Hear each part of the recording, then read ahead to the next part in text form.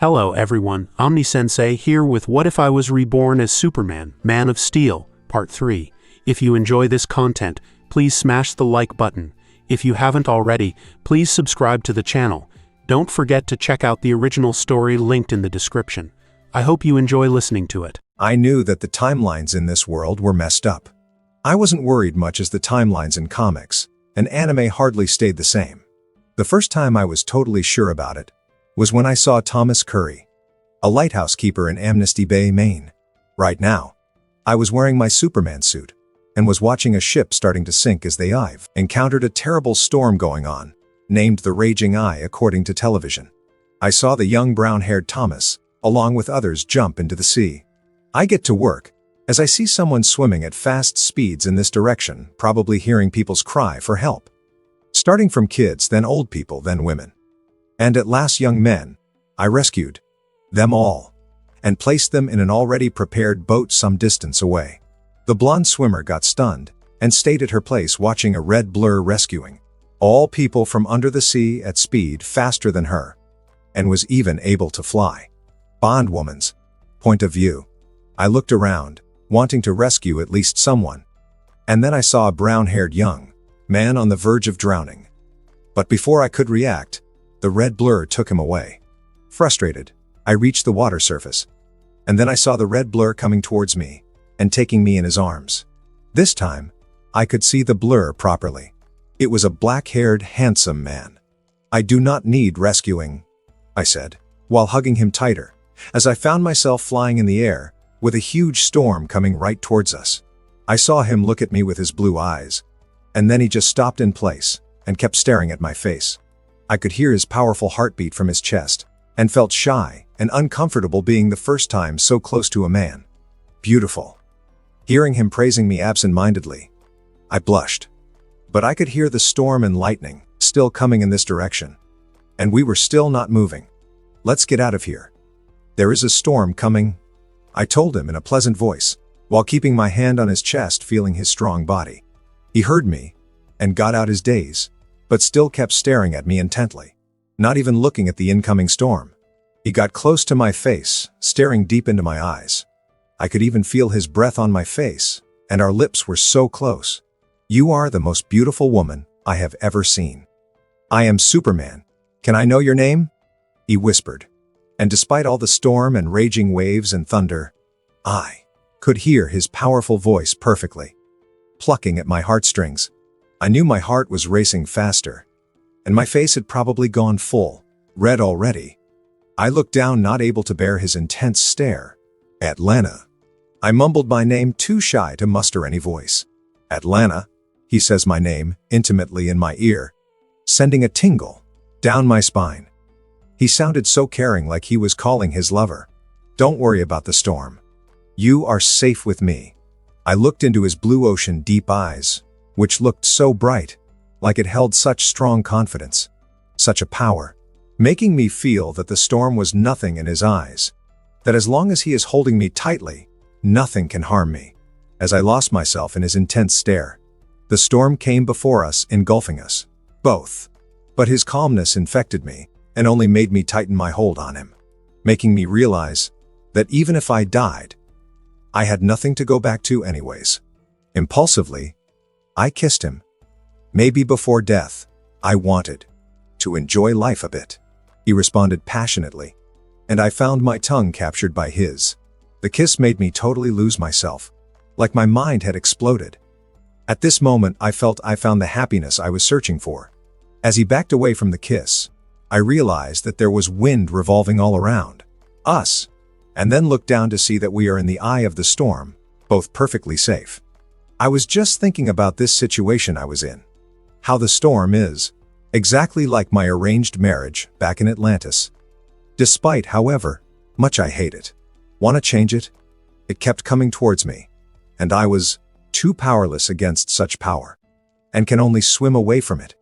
But now I look at the powerful man holding me close by my waist, and kiss him again, feeling maybe he will be my hope. As we were kissing, I took her straight up above the clouds away from the storm. Seeing the sun shining its light on us, and the black clouds down below, Atlanta started sobbing silently on my chest. I knew from her thoughts that these were the tears of happiness. She starts kissing me again, but stops abruptly, going full red. "I feel something poking me down there," she says shyly, in a very small voice. Well, can you blame me? How would I know that Atlanta would look exactly like a young Nicole Kidman, and that too, with bigger boobs? I had been stunned from the moment I saw her, and it has been hard to be focused between her huge chest pressing against me and her constant kissing. "It's because of how beautiful you are, Atlanta," I tell her with another kiss, while my hands roam her rear. "But we have just met." "I don't even know you," Atlanta says quietly, while responding to my kiss and struggling a bit with my hand doing its thing.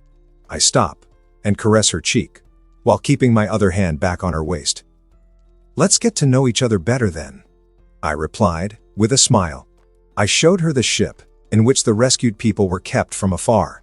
I looked at Thomas, and wished sorry to him, thinking as if I could have let him have Atlanta ever.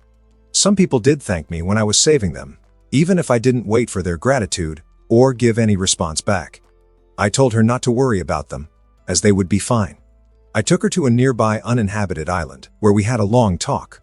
I then found how interested in the outside world she was, especially in me, who came from further beyond. She showed me that she was also different from a normal human like me. She had a highly enhanced body overall from a normal human. She could swim really fast. We had a swimming race, but she was still slower than me, which surprised her greatly. She could talk and breathe inside water. When I told her about my real story, me being alien, and my real name, she felt touched by how easily I trusted her, even going as far as telling her my secret. Feeling my sincerity, she too told me her secret. She told me about the kingdom in the sea Atlantis, how she is a princess, and how she ran away from her arranged marriage, and she would have to go back eventually. I hold her hands tightly and look into her eyes. "I won't let you marry him."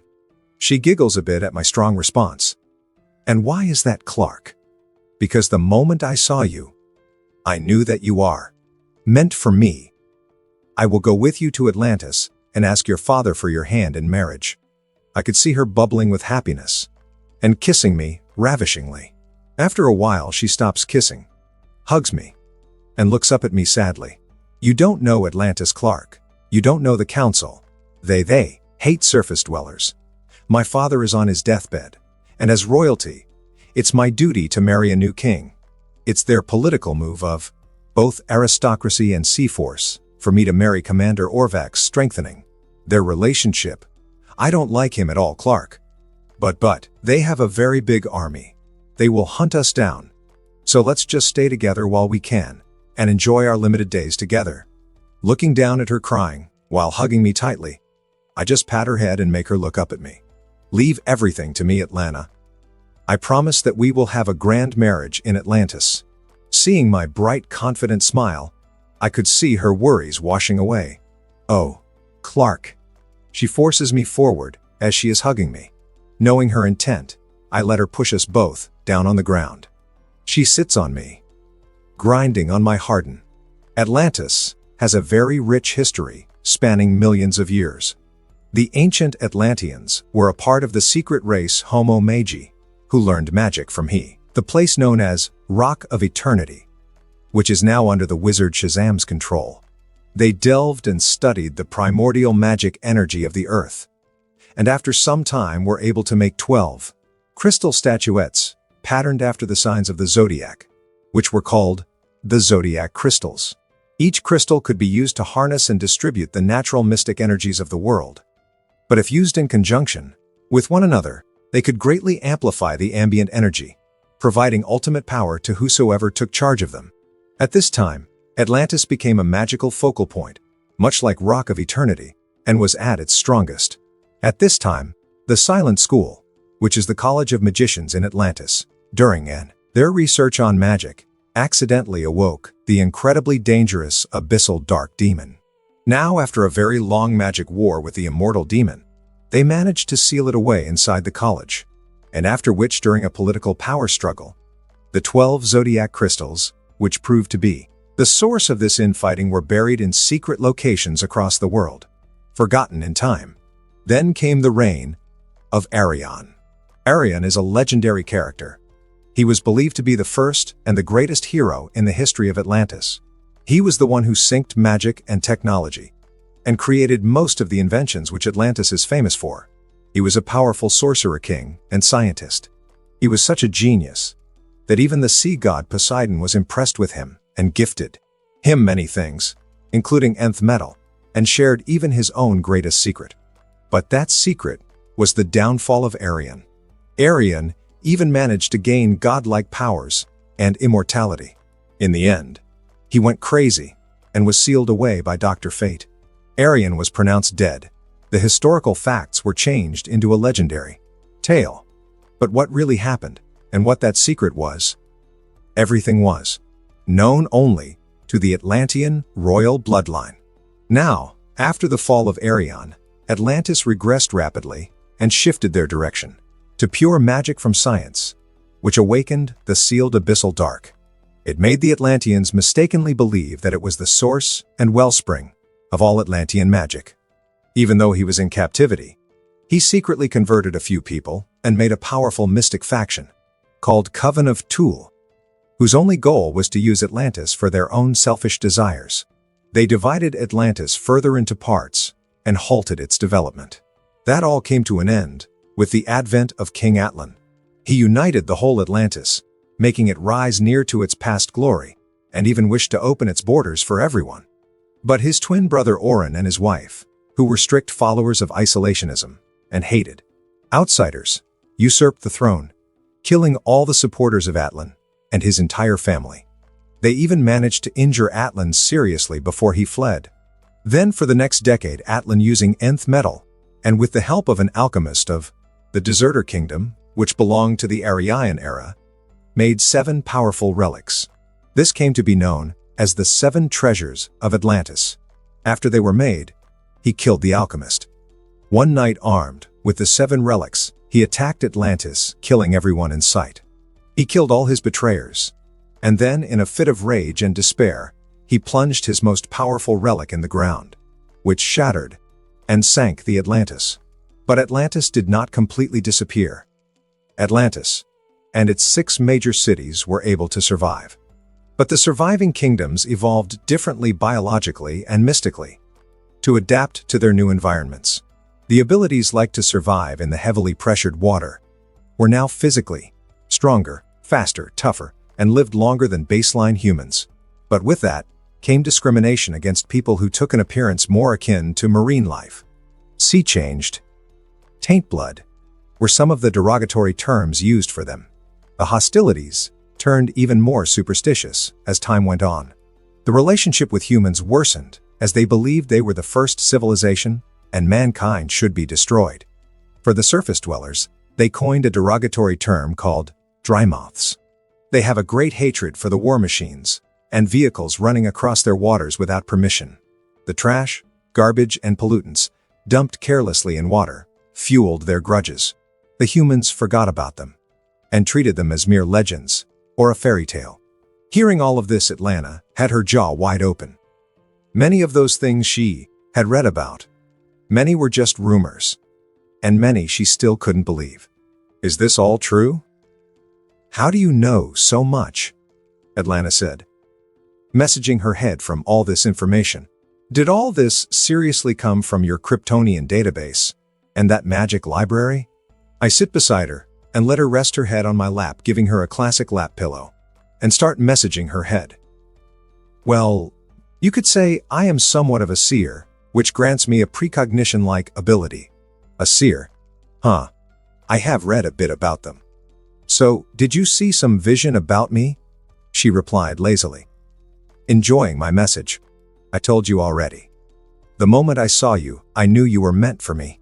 She gives me a sweet smile hearing my reply, and gets even more comfortable in my lap. So what's your plan for tomorrow? She asks, almost ready to fall asleep. World tour. So why are we here, in the middle of the ocean? I wanted to explore Sintra some more. The people were so nice there, it's really a fairy tale city. We should visit Algarve too. I talked to a local girl yesterday in the restaurant when you went out to attend your call. She told me That Algarve has the best beaches. And if even after coming to Portugal I miss those beaches, then I would definitely regret it. Atlanta says while pressing my arm between her huge boobies and giving me those puppy dog eyes again. Sigh. I have started mentally sighing a lot these last week. Well, Atlanta is great, teaching her everything she doesn't know, and seeing her cute exaggerated reactions to the simplest things like a mobile phone, a television, animals, etc. is also great. I have secretly used magic to capture her reactions too, so I could tease her with it in the future. We got to know a lot about each other, like how she loves seafood. Weird. But I guess they could only eat fish down there, so it does make sense. But the main problem is that she is not the only girl I have to take care of. I have gifted the newest BlackBerry-type mobiles to Lana, Chloe, Selena, Dinah, Sandra, Carolyn, Zatanna, and Pamela on their birthdays, and such so they can stay in touch with me. Lena and Mercy have no need for me to give them anything, and Tala is in the fortress already. Mostly I visit my girls whenever I get time, or whenever any of them is missing me, as it just takes me seconds to get to them, so it's never a problem. Like Lena and Mercy are super busy right now, so all I get are daily texts and some occasional calls.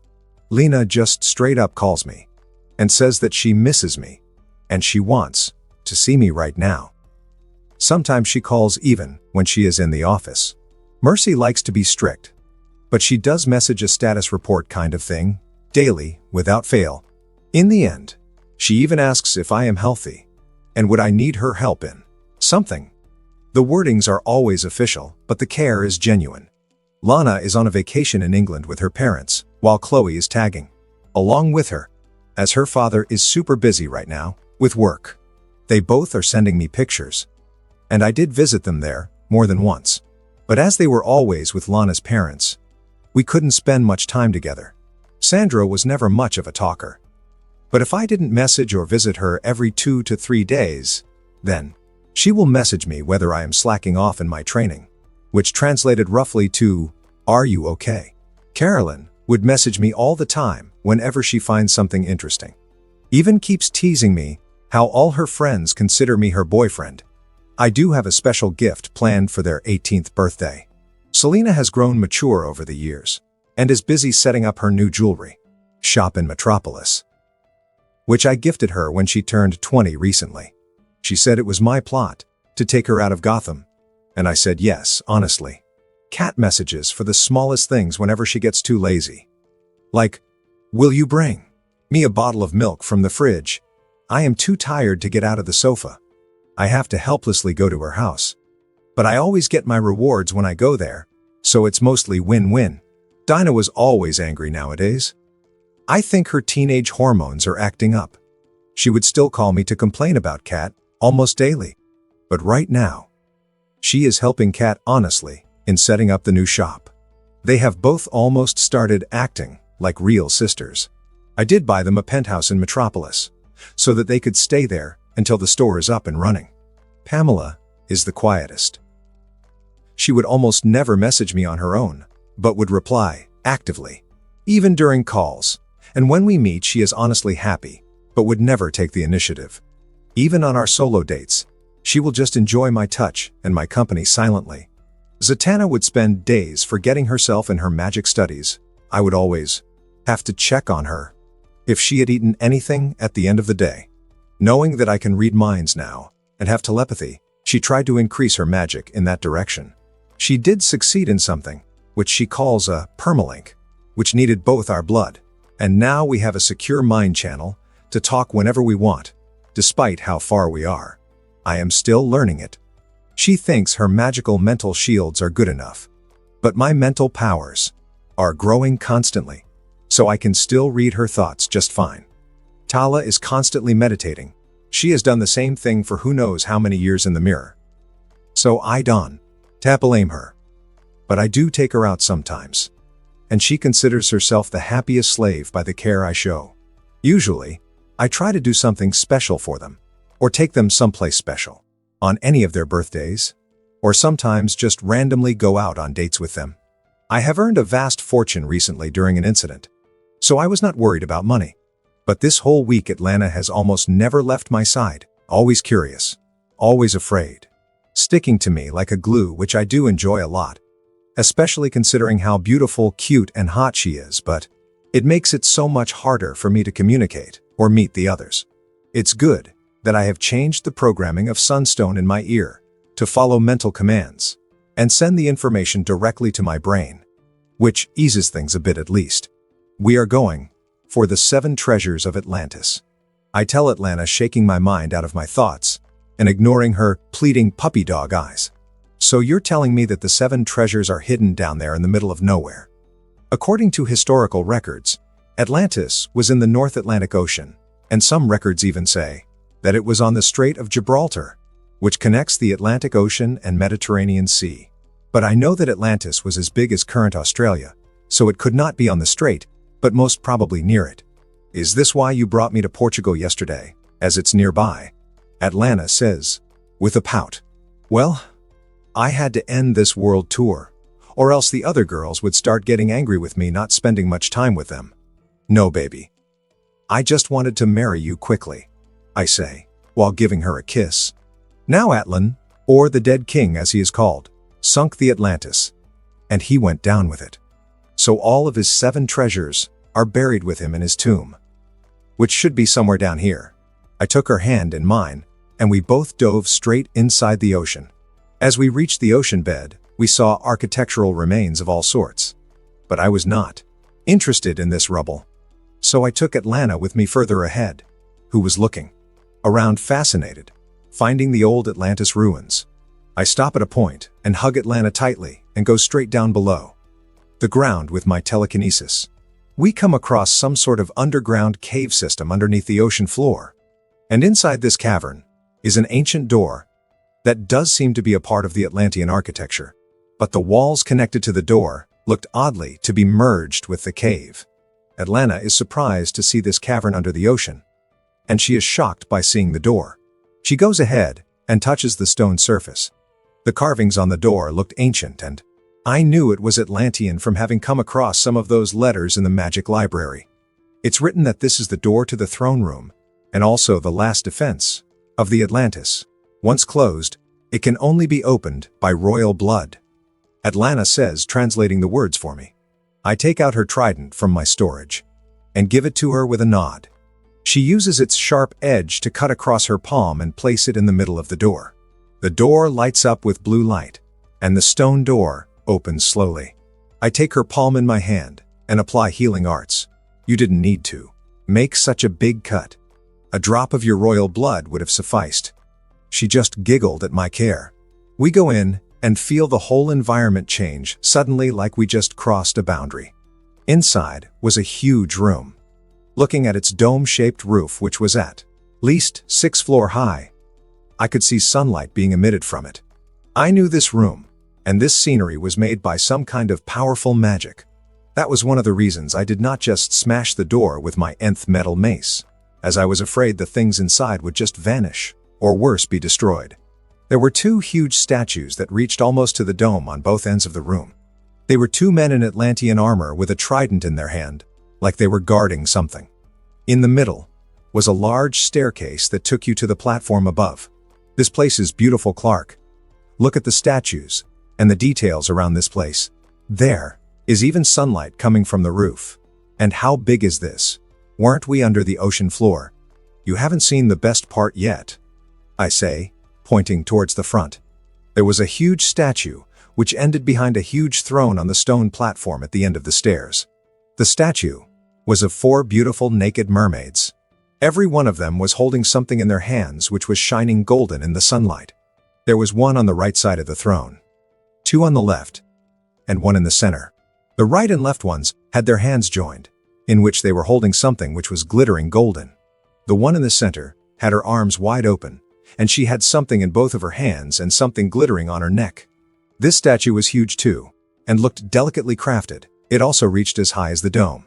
All the mermaid tails merged with the throne made of stone. But the most eye-catching of them all was the 5-pronged golden trident, which was just sitting there, shining beside the throne. Originally, Atlanta saved Thomas Curry. They both fell in love, and she birthed him a son named Arthur. who would go on to become Aquaman. During his time as a superhero, Aquaman will come across a group of people who he would befriend, and he would eventually find this place with them. But Arthur will not take all of this Atlantean artifact, which did belong to him technically. Instead, he will distribute them among his 6 friends, Mera included. That group will be called the Others, who each wielded a treasure of the dead king. But now as Atlanta is with me and Aquaman, or the others not in the picture, all these treasures will belong to me. I go ahead and take the 5-pronged golden trident in my hand. The trident of Neptune. The lower mermaid on the left side of the throne was holding a golden knife-like ragged-looking item. I float it in the air and bring it in front of me with telekinesis. Atlantean key shows the possessor the way and opens and locks any and all doors. If mastered, can also become a key to the possessor's soul, to his/her true self. The upper mermaid on the left side of the throne was holding a golden helmet. The helmet had designs on it, and only the face part was uncovered. I bring it down. Atlantean helmet. It grants its possessor the ability to live without food, oxygen, or water, and so survive in any environment. While wearing it, you can choose to cover the face with a retractable golden mask. The mermaid on the right side was holding a golden item that had a flat base and looked like a small fish from above. I bring it down. Seal of Clarity. It is capable of translating any language into one the user can decipher. It can also let you access ghost lands. It can also provide the user with clarity. The mermaid in the center, directly above the throne, had 3 items. First, I take the item in her right hand, which looked like bracers connected with each other by 2 golden chains. The manacles of force. When the manacles clash together, they grant their possessor the ability to create a force field around him herself, which can be extended in size by adjusting its radius to include other people in it. They can also emit potent shock waves when clashed, which can be directed in any direction. The chains can also be manipulated, as per user's will. Then I take the item in her left hand, which is a golden gauntlet, bigger than the one Thanos had. Even bigger than the claw I have, as it extends to cover a part of the arm. Power glove. It gives the wearer immense power when punching objects or magical fields. Both can be disrupted. Lastly, I bring down the object the mermaid is wearing on her neck. It looks like just a normal brown thread holding a small spherical pebble-sized golden globe. And looking at it closely, it's an earth globe. Globe of transportation. It grants the possessor the ability to teleport while taking others with him/her anywhere on the earth. Wow, so they are the 7 treasures. They are certainly powerful. Wonder what they are made from, Atlanta says, while admiring and touching the artifacts hovering in midair. I told you that they are made from the thing which you people call gold of legacy. It's nothing but just nth metal. And no, not all of them are here, as this trident is not one of the 7 items. I answer her, showing her the trident in my hand. The trident of Neptune fake. The golden trident with 3 main long prongs and 2 short prongs on the side. It possesses no supernatural powers and no mystical properties. It is more of a symbol for Atlantean royalty, giving the holder the unrestricted right over the various oceans of the world. It is also the activator for many Atlantean devices, like the Maelstrom. Can it really activate the ancient transport system of the Maelstrom? I had read about how it was connected to different dimensions, but its operating method was lost eons ago. She takes the trident from my hands. So, is that everything that we were here for? No, you said 7 treasures were buried here. And if this trident is not one of it, then where is the 7th treasure? She asks me, while comparing the golden trident with her silver one. Let me show you. I take the seal in my hand and activate it towards the side walls where Atlantean words were carved. The golden light from the seal falls on the wall, and a golden text in English hovers above it in gold. Then I take the globe in my other hand and activate it. But do not think of any position to teleport yet. As I activate the 2 artifacts almost simultaneously, all the nearby artifacts, including the trident, start glowing golden. Suddenly, from the stone tomb, which was basically the seat of the throne, golden light erupts. The tomb crumbles, shattering the throne in the process, and a new platform emerges, which has a golden scepter placed on it. It had a long handle, with two semicircular rugged-edged blades, almost meeting at the other pointed ends, completing a circle. Atlan's scepter. It grants the possessor the ability to generate earthquakes strong enough to sink islands and continents. It also has an imprint on all the Atlanteans, which can mostly be used to control the creatures of Trench through the primal authority recognition. I pick up the scepter. This is the weapon which Atlan used to destroy the entire Atlantis. So this is the reason why we have to live underwater for all these years. Destroying an island, that's a bit too powerful, she says, shocked by its sudden appearance. I just chuckle. This much power is nothing. But in comics, someone would always be able to snatch these items from Aquaman and his team, which would lead to bigger problems. Well, at least no one would be able to take them from me. With all these items, including the trident, the widowhood would surely agree for us to marry. Atlanta hugs me in happiness. No, Atlanta, I won't be giving these things back to Atlantis. In fact, they are not the things which will convince them of our marriage. I just required some of these artifacts to get the item which will seal the deal, the Trident of Neptune, the real one. In the comics, Aquaman and the others left this place without finding the scepter. But later Black Manta, the greatest treasure hunter and the eternal enemy of Aquaman, did. He had snatched two of the treasures from the others and activated them, triangulating the location of any nearby nth metal artifact, and finding the hidden dead king's scepter in these ruins.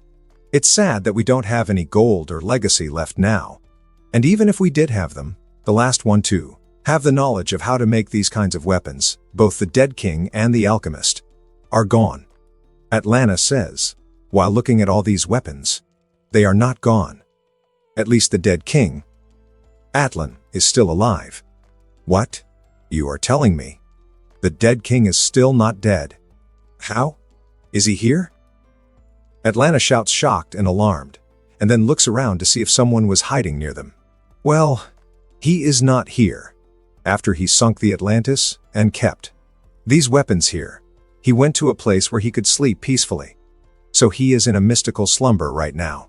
Not just that, he even has an exact replica of this scepter with him, along with a very powerful shield. I will have to pay him a visit and make him a real dead king sometime soon.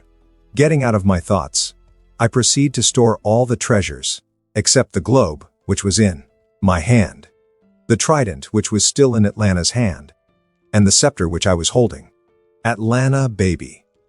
The place I am going right now is a bit dangerous, so I would like to send you back to the hotel, okay? You can watch some TV until I am back. I tried to tell her sweetly, while rubbing her blonde head, but she started shaking her head like a rattle drum. No, there is no way I can let you go to any kind of dangerous place alone. I am going with you, and that's final. She even banged both the tridents on the ground to show that she won't discuss it any further. At least I tried. I will just have to be more careful then. I asked for the trident, as I wanted to put it back in the storage, and she just gave me her silver one, and even gripped the golden one tightly so I don't snatch it from her. Sometimes she can be so childish and overbearing, but that's exactly what you would expect from a princess. I held her tight and activated the globe. A golden light erupts from the globe and encompasses both of us, and then we find ourselves to be in the sky above the clouds. She asked me why I teleported here, but I just closed my eyes and made sure that my body is overflowing with solar power. Then I activated the globe again. And this time, we were above the ocean. Where are we now? Somewhere near Sicily, Italy. We are above the kingdom of Trench. Atlanta looks at me in shock. The Trench? One of the surviving kingdoms of Atlantis. I heard that its population changed to mindless, vicious monsters. You will meet them soon. I activate the dead king's scepter in my hand. From above the water, we saw a wave of black coming from the deep sea, and in a few seconds the whole water had gone black. But if you see them closely, you can tell that they were the grayscale monsters called Trench. They looked exactly like deep-sea monsters with gray skin, razor-sharp teeth, and needlepoint nails. Their appearance was like a vicious anglerfish. The total number of them was astounding. How many of them are there? The whole ocean seems to be filled with them. I can't even see any kind of gaps within them. It's all just black, she said, while looking down and tightening her grip on both the golden trident and me. Even I was stunned by the sheer quantity of them. Still, I doubt that they could injure me, even if all of them came at once. We will be fine. Don't worry, I tell her, and proceed to go near the water while keeping the scepter active, which just made it glow golden without doing anything. They automatically made way for us, but I could still see them growling at each other, at me, and especially at Atlanta. She was hugging my hands very tight and pasting her whole body on me. I could tell she was very nervous and battle-ready. Their growls were most probably their alternate language. I tried to read their thoughts, and all I could get was food, hungry, and king. I kept going on the path they had made deeper into the ocean. We reached the ocean floor and went into a huge crack. There was only a small amount of trench here. As we dove further, 2 huge trenches came in front of us. Both of them were glowing a bit and had red eyes. One of them was a pale white trench, and another a black trench. Both were almost triple the size of a normal trench. They both came in front of me and bowed awkwardly, and then they growled at me one by one. I could read their thoughts and understand that they were welcoming me, their king. The white one was the trench king, and the black one was the queen, and then asked if I had any commands. I tried to communicate with them via thoughts and tell them that they can go now. I will call them when they are needed. They bowed awkwardly again, growled at Atlanta a bit, and then went away. We kept swimming underground until we came across a whirlpool of some kind that had no trenches anywhere near it. I knew this was the portal I was searching for. I looked at Atlanta, and she looked at me, and then we both looked ahead and entered the whirlpool hand in hand. We get sucked in, and I hug Atlanta close, not wanting to end up at different places. We were thrown out inside a sea, but one look, and I could tell that we had reached the hidden sea. Not wanting to stay in the water, I took her out of the sea, as I had covered Atlanta in my aura, and used tactile telekinesis to keep the nearby water from getting too violent. She was perfectly fine. We see glowing crystals way high above our head, which provided artificial light. There were so many huge, almost hill-sized stalagmites and stalactites everywhere, and an island in the center covered in greenery, forest and mountains. Except for that island, everywhere was water, and I could tell that this place wasn't that big, and appeared to be closed on every side. There were prehistoric animals of the dinosaur era everywhere, even in the sea, sky, and on the island. What is this place, Clark? Atlanta asks, while looking around in amazement. This is the place I wanted to come. It's a closed dimension called the Hidden Sea. It's very near the core of the earth, and it's made personally by the sea god, Poseidon, as I had something to do first. So I took Atlanta straight towards the island, in the middle of which was a huge mountain which almost touched the crystals above. There was a waterfall that seemed to be starting from the top of the mountain and falling down somewhere on the island. I bypassed all the ancient-looking ruins and reached before the waterfall. That place had a number of ruined pillars and walls surrounding it.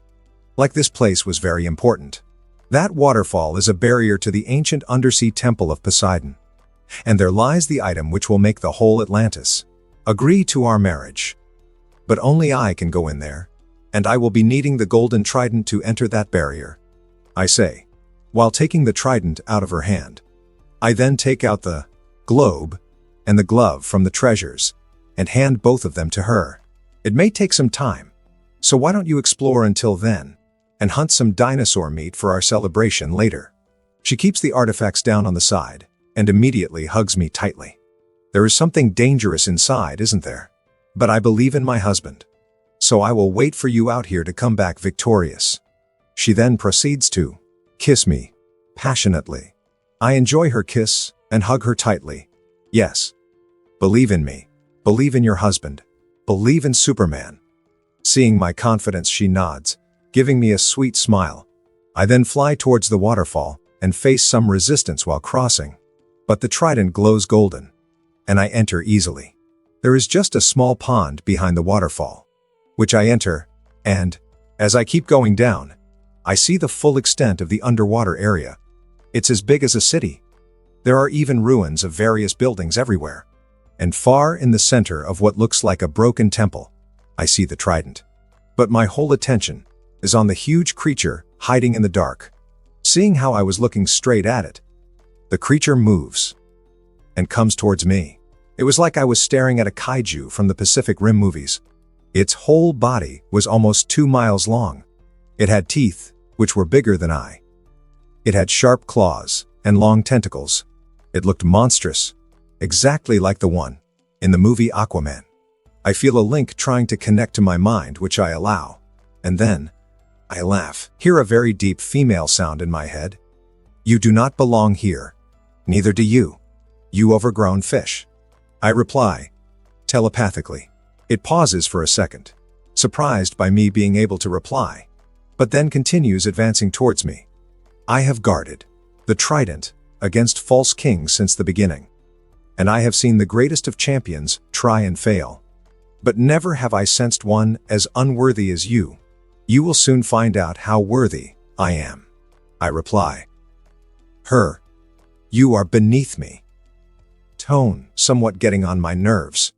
You come here with your mongrel blood to claim Poseidon's greatest treasure. What even are you? Before she could complete the sentence, I was in front of her and gave her head a powerful punch, making her whole head slam down on the ground. Her tone, her voice, everything was just making me angry. So, be it. You dishonor this place with your presence. And so today, I will have a feast after eons. She gets back up and flings its tentacle at me. I could have avoided it, but I took it head on. The hard and huge tentacle slammed on me, and I got swapped away, destroying the ruins in the process. It didn't hurt much, but it made me even angrier. As I got up from the ground, another tentacle was coming down at me. I stopped that tentacle easily with a hand, and my aura covering it whole. Then, I went straight to the top of its head and gave it another hard punch, making it slam its head again to the ground. It tried pincering me with its claws while it was going down, pissing me off even further. My eyes get hot, and I use my heat vision on its claws, damaging it and pushing it away. In the meantime, it had got up, and it opened its mouth and came towards me, trying to swallow me whole. I was furious now. I spread my arms wide and clap with all my might, sending all the shockwaves towards its mouth. Hearing it shriek loudly while bleeding from its mouth increased my anger further, and I went straight down towards it, boiling in rage. I started pummeling at a rapid rate on the creature's head. It wreathes painfully on the ground, still shrieking, and tries to fling its claws and tentacles at me in an effort to stop my attack. But its attacks are too slow for me, and her body is too large, which resulted in me just avoid her attacks and keep the smackdown going. Suddenly, I find a rhythm and increase my speed even more. With her every shriek and with my every punch, I got even angrier. I had a craving to see more blood, to hear more of its pained cries. It was as if I wanted to destroy this creature completely. My eyes started going hot, and suddenly all I could see was red. Seeing that red world, I stop abruptly and close my eyes and go as far from the creature as possible. Then I take the seal of clarity out and activate it. The golden color covers me whole, and I start meditating. My whole being feels exceptionally peaceful. I have clarity of mind, and then in this state, I do find an anomaly. What I could feel was the presence of some foreign emotions. I could perceive them as colors, more specifically, 2 different colors. But I am unable to pinpoint where they are, who they are, or what they are. Not worrying about the bright golden light covering me, which had made me a beacon for the creature to attack in this dark surroundings. I think rapidly about what had happened until now. All the odd events that had taken place, and all my knowledge of DC on these 2 colors. One of the colors is violet, which is much more in quantity than the other one. My increasingly lusty and open behavior. One of the prime example being the forceful way in which I smashed with Mercy Graves. That night, When I went back to the fortress, I did think back and found my behavior odd and learning. From the recent encounter of the book, I checked my whole body and mindscape, but found nothing odd. I even asked Jor-El and Tala for help, but they too couldn't find anything wrong. In the end, I just considered it me being overly horny after doing it with Lena. And Mercy being that hot resulted in me losing control. Reading her thoughts also might have spurred me on to be more forceful. But now this purple color definitely explains it all. The other color is red, which is very less in quantity comparatively. How I got angered so easily just now, and how I got increasingly violent for no reason at all, are the only proofs I needed. Like I had no reason to battle such a creature, as with my speed, I could just take the trident and go back out. So this whole situation felt way weird. It's good that I had this seal of clarity. Or else, just like last time, I would check after this event and find nothing wrong with me. And then I would probably just think of it as me wanting a good fight. Well, even if I know what's causing it, I can't do anything about it. It's not even necessarily a bad thing, as this is different from what the book did. This is primal, more like an instinct of your being. Purple and red, lust, love, and anger. Rage. Seeing all the connections and facts the most probable cause that I can think about is the predator entity and the butcher entity. The 9 entities of different colors corresponding to their respective emotional spectrums. People of the DC universe usually harness the power of these entities by a lantern and a ring. They are often called the Lantern Core. But the entity itself also can provide power to its champion, and in some cases can even possess a person to gain control of her body. So it seems that 2 entities are trying to contact, bless, test, or possess me. I get why I was chosen as I am Superman. But I don't get why so soon. There is still time for the first Green Lantern of the Earth to be chosen, and the prophecy of Blackest Night, that they are afraid, won't happen until much, much later. Now that I think about it, there is a solution right in front of me. The Trident of Neptune would be able to solve my problems quite easily. Now that I know of the problem and the solution, I keep these thoughts aside and open my eyes, deactivating the seal. I look at the creature who, instead of coming in my direction, went to the opposite, probably trying to heal herself. I do start feeling some unknown anger towards the creature, but knowing its root cause, I am able to suppress it easily. I go to the ruined temple and see the golden 3-pronged trident of Neptune hovering in midair. It was constantly emitting some kind of minor shockwave in the surrounding. The moment I laid eyes on it, I could tell that it was very powerful. There were 2 more things set aside on a complete platform nearby. One of them was a conch, and another was the gold and green Aquaman suit from the movie. Realizing that I am going after the trident, I could see the creature rushing towards this place. You won't be able to wield the trident. Poseidon will never deem you worthy. The era of old gods have long passed. Now is the time of the new gods. I extend my hand and grab the trident tight. The trident started vibrating and glowing golden. The shockwaves it was producing increased, but this time, it was concentrated on me. It bypassed my aura easily and traveled through my body, shaking me from the inside. It felt like it wanted to get away from my grasp, but I didn't let go. Enduring the painful shockwaves, I grasped it with both my hands and smashed its base on the ground. The trident stopped vibrating, and the shockwave stopped. Suddenly the golden glow started increasing. The golden glow covered both my hands and got absorbed into my skin, making my hands all golden. But the glow from the trident was still increasing, so the golden color from my hands started to crawl up my body. I knew exactly what was happening, so I closed my eyes and let it happen. The golden glow was changing my body, activating a specific type of gene inside me. I had studied the genetic information from the codex, which was transferred in my body. It always puzzled me why my father didn't store the codex inside a liquid geo or a sunstone crystal. But on studying it deeply, I found that housing the codex in my young body and the radiation from the yellow sun had helped my body to naturally select the best genes for me from the codex. I asked Jor-El and he confirmed it for me that he stored and bonded the codex inside me in the hope of my genes evolving itself. I thanked my father as he had made his son a super Kryptonian who will remain unique.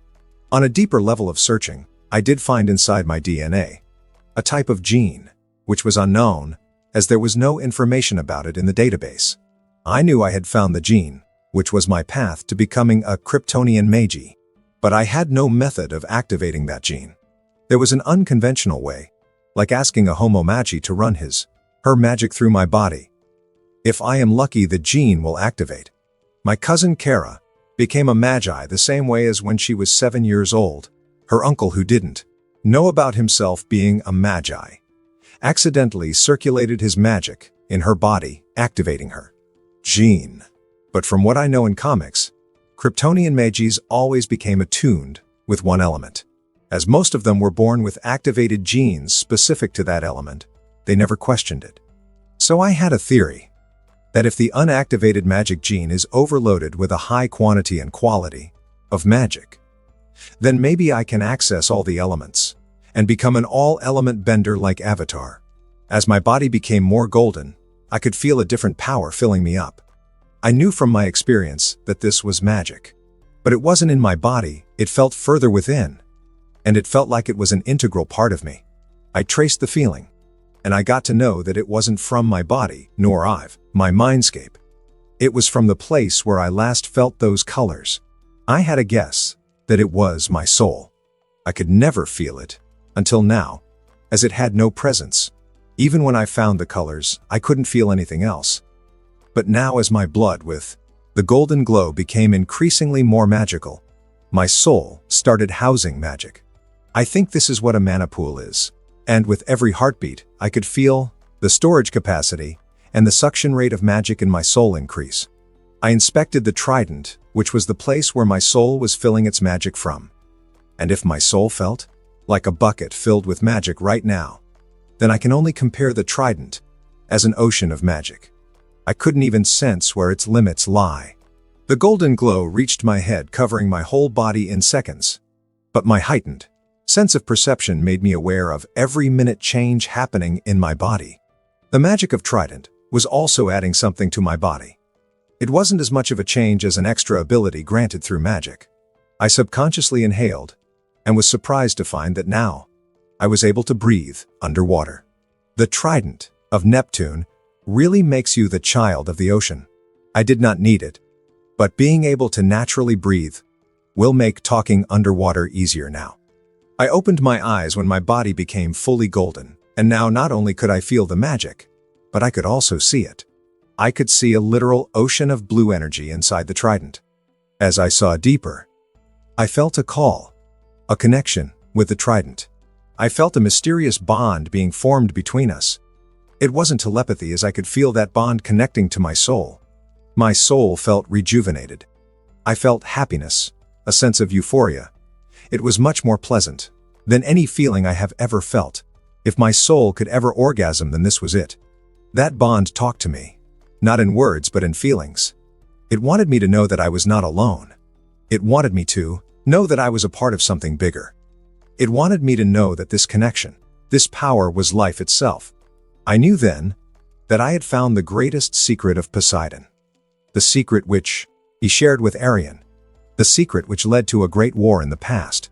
One of the 7 hidden forces of reality that allows life to flourish. The life force. The life force. The thing which connects us all. Each and everything which can be called living is connected by the life force down to their souls. And this trident makes me a conduit to the life force.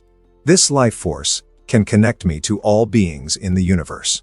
I can feel them, talk to them, influence them, command them, and even control them. And no living being can sever the connection of its soul with the life force, and hence it all just depends on my mastery over it.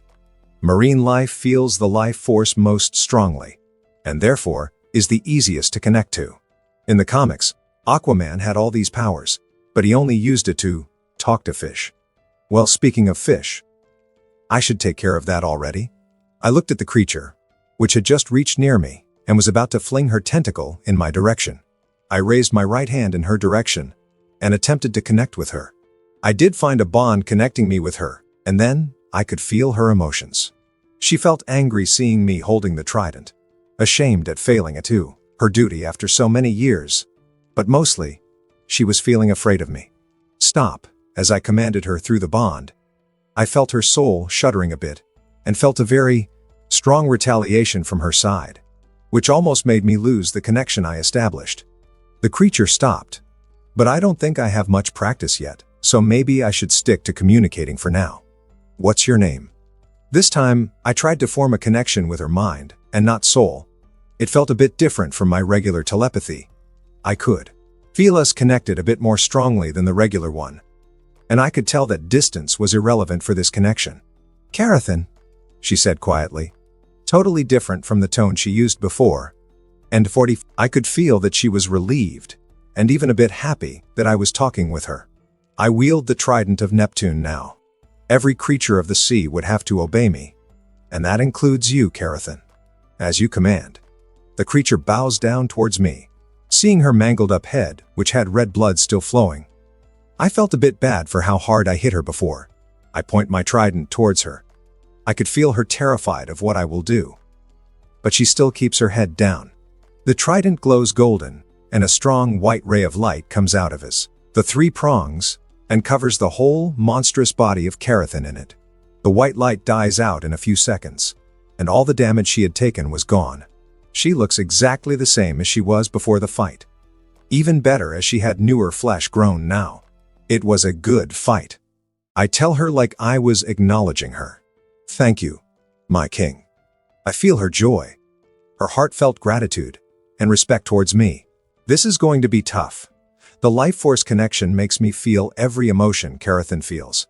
This connection is making me feel empathy for her. Before this, I didn't care about her wounds, but feeling her pain. I had to do something for her, and had to heal her. I ignore her, and look at the trident again. Trident of Neptune. It was made out of Poseidon's, Neptune's own essence. It can let the user summon, as well as manipulate elements like water, ice, lightning, and rock. It essentially lets you have elemental powers. It can disperse any energy in the form of lightning bolts and force fields. It also lets the user control the weather and flight. The user can teleport to any location on and off the earth. It can heal wounds and break any curses. It gives the user a very high level of magic defense. It is indestructible. It can let the user command any sea life. It grants the user the right to rule everything under the sea. In this trident resides the life force, making its user its conduit. The amount of abilities this godly artifact provides is staggering. It also has retractable prongs and a collapsible hilt, so I can transform it into a short sword too if I want. I look at my right hand and wave it, firing a semicircular water blade to the distance. I will have to do a training session to control all these new powers I have gained. I keep the Aquaman suit inside the storage, which I could open and close with just thought now, bypassing the chant. I then look at the conch. It is a white-colored pentagon-shaped conch, which has a jewel in between. Clarion, Arion, imbued a portion of life force from the trident in this conch. It can broadcast the user's thoughts to everyone connected with the life force. I keep it inside the storage too. Remembering my color problem, I hold the trident with both my hands and close my eyes, focusing on the connections. I feel Atlanta outside, sitting on a stone, staring at the waterfall, a bit anxious and worried. Different from the Carathan, I feel very strongly connected with her. I think if I want, I can even touch her. Knowing that I would be meeting her soon, I refocus my attention on trying to find a very strong life force nearby, way stronger than all the huge life forms here. As if responding to my wants, I find a connection. Suddenly, it felt like I was in front of a huge white sun, and my whole soul was being washed in its pleasant white sunlight. I knew that it was sleeping inside the Earth's core, and this trident was the easiest way to connect to it. But still, was surprised when I connected with it so easily. The white sun I was connected with was the white entity, also known as the life entity of the future White Lantern Corps. Even if I wanted to see it with my connection, all I could see was the intensely bright light. I tried to feel around it, and I found numerous connections like mine joined to it. I tried to grab the bright white light nearby and use it on my connection to strengthen it. It worked. And now I could see and feel more clearly. I kept doing it until I could see beyond the white light. There was a transparent cocoon, and inside it slept a white being. It looked like the exact replica of Groot, only totally white. It looked like an overgrown baby sleeping while hugging its legs in its mother's womb. I couldn't tell its exact size, but it wasn't overly large.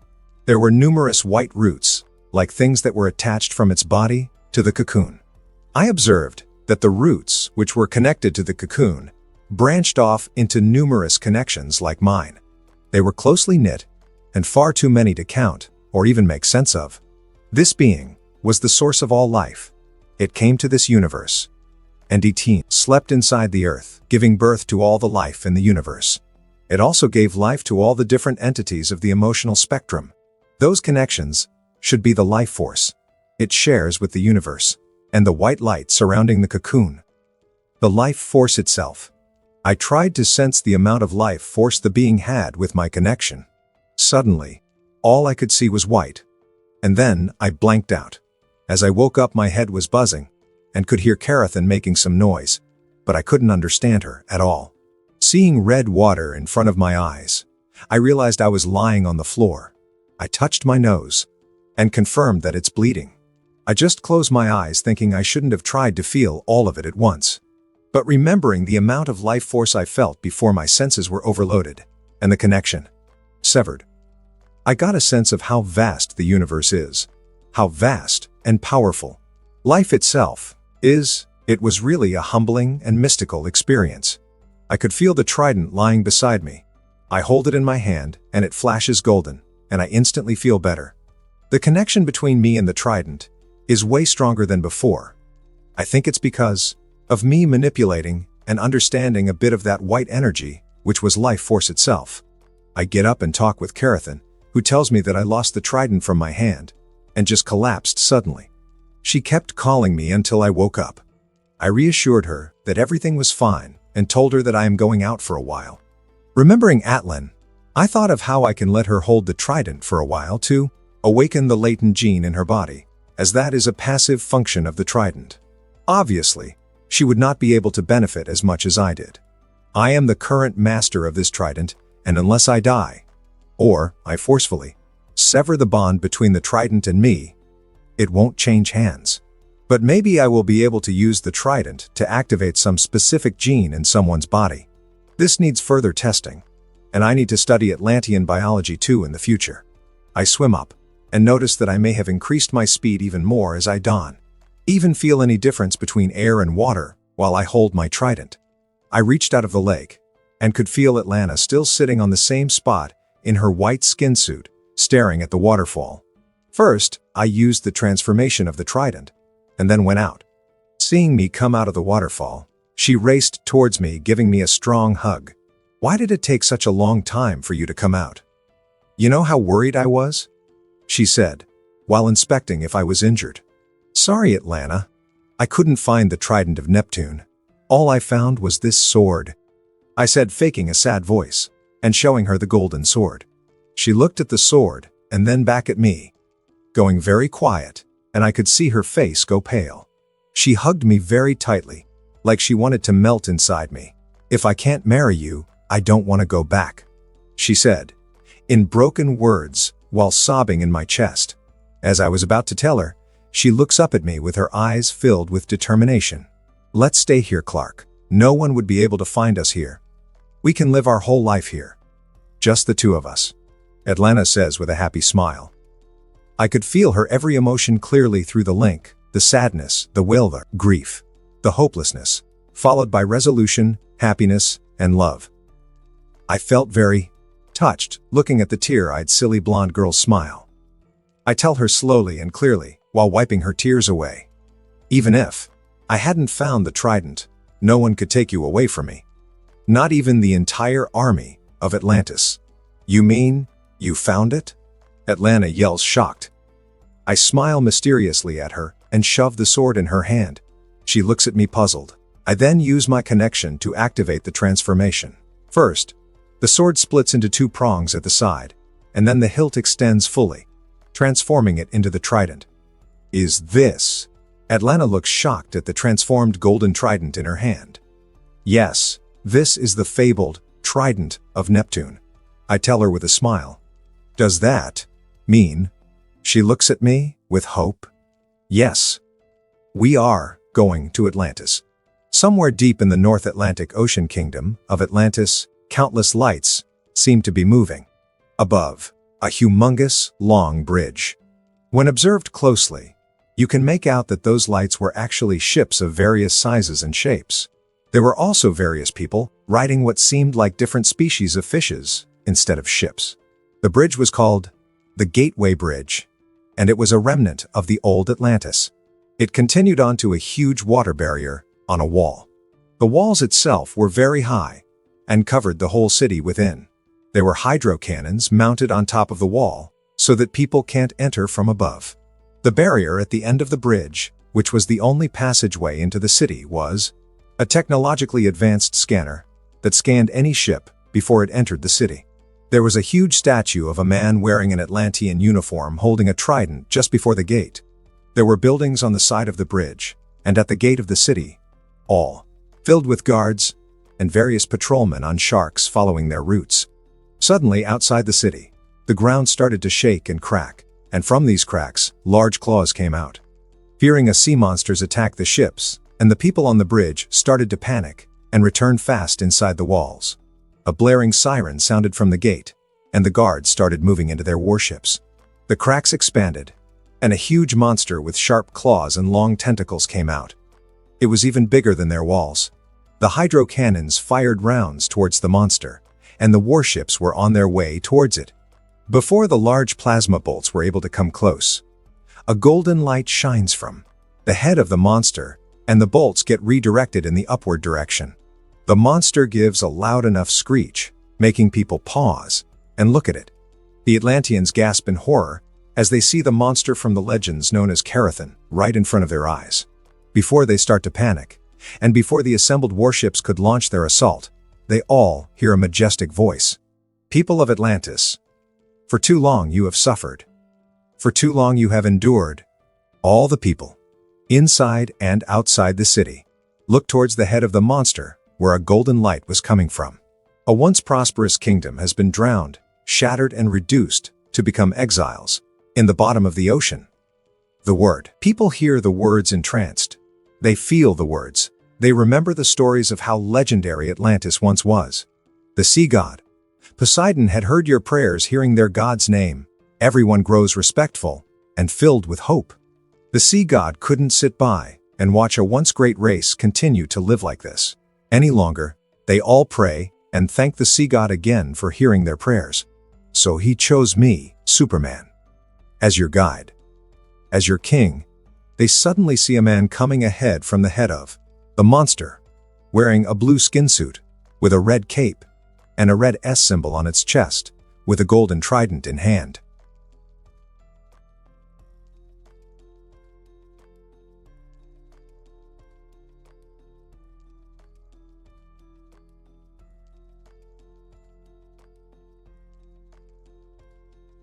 Weirdly, even if they were far away, they could all see that man. It's like that image was directly being fed into their minds. They could feel that the man was powerful, and his voice magnetic. The god of the sea, Poseidon, blessed me with the legendary trident of Neptune, and made me the ruler of the sea. They see the man lifting the golden trident, and it produces enormous amounts of lightning from it. People are filled with shock, seeing the legendary weapon in the hands of that man, and even looking at that lightning made their souls shudder. I was given this weapon so I could bring you all back to the surface world, so that I could make the sunk Atlantis resurface and return it to its past glory. Hearing the words, they see images of themselves living on the surface world. They see Superman as their king, using his trident's power, and the glorious city of Atlantis rise to the surface. So the people of Atlantis, all beings who live in the ocean, come out and welcome your one true king. Hearing the shout filled with power, all the aquatic life inside and outside the city swim towards the man and bow their heads respectfully in front of him. Seeing such a magical scene of a large amount of marine life bowing their heads in front of Superman made them revere and accept him as their god, as their true king. The people started swimming out of the city towards him so that they could also welcome him. Even the guards, forgetting about defending against the monster, left their ships and came out to be near him. "I do not accept you as the king of Atlantis."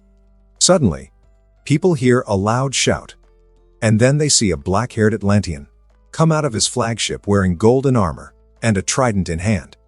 "Who are you to question the decision of the sea god, Poseidon?" People see Superman pointing his golden trident at that man. The trident starts glowing golden with sparks coming out of it. Even all the fish turn towards the man, ready to pounce at the king's command. "I am Orvax Marius, the fleet captain of Atlantean Navy and the future king of Atlantis, and I cannot let an outsider become our king," Orvax shouts at Superman, unafraid of the surrounding hostility. Suddenly, a woman comes from the head of the monster to Superman's side, wearing a white skin suit and a silver trident in hand. "Princess Atlanta." People gasp seeing the missing princess. "My wife. I have been searching everywhere for you," Orvax says, trying to come closer to her. Superman hugs Atalna's waist and brings her close to his chest. Atlanta looks at the people and then at Orvax.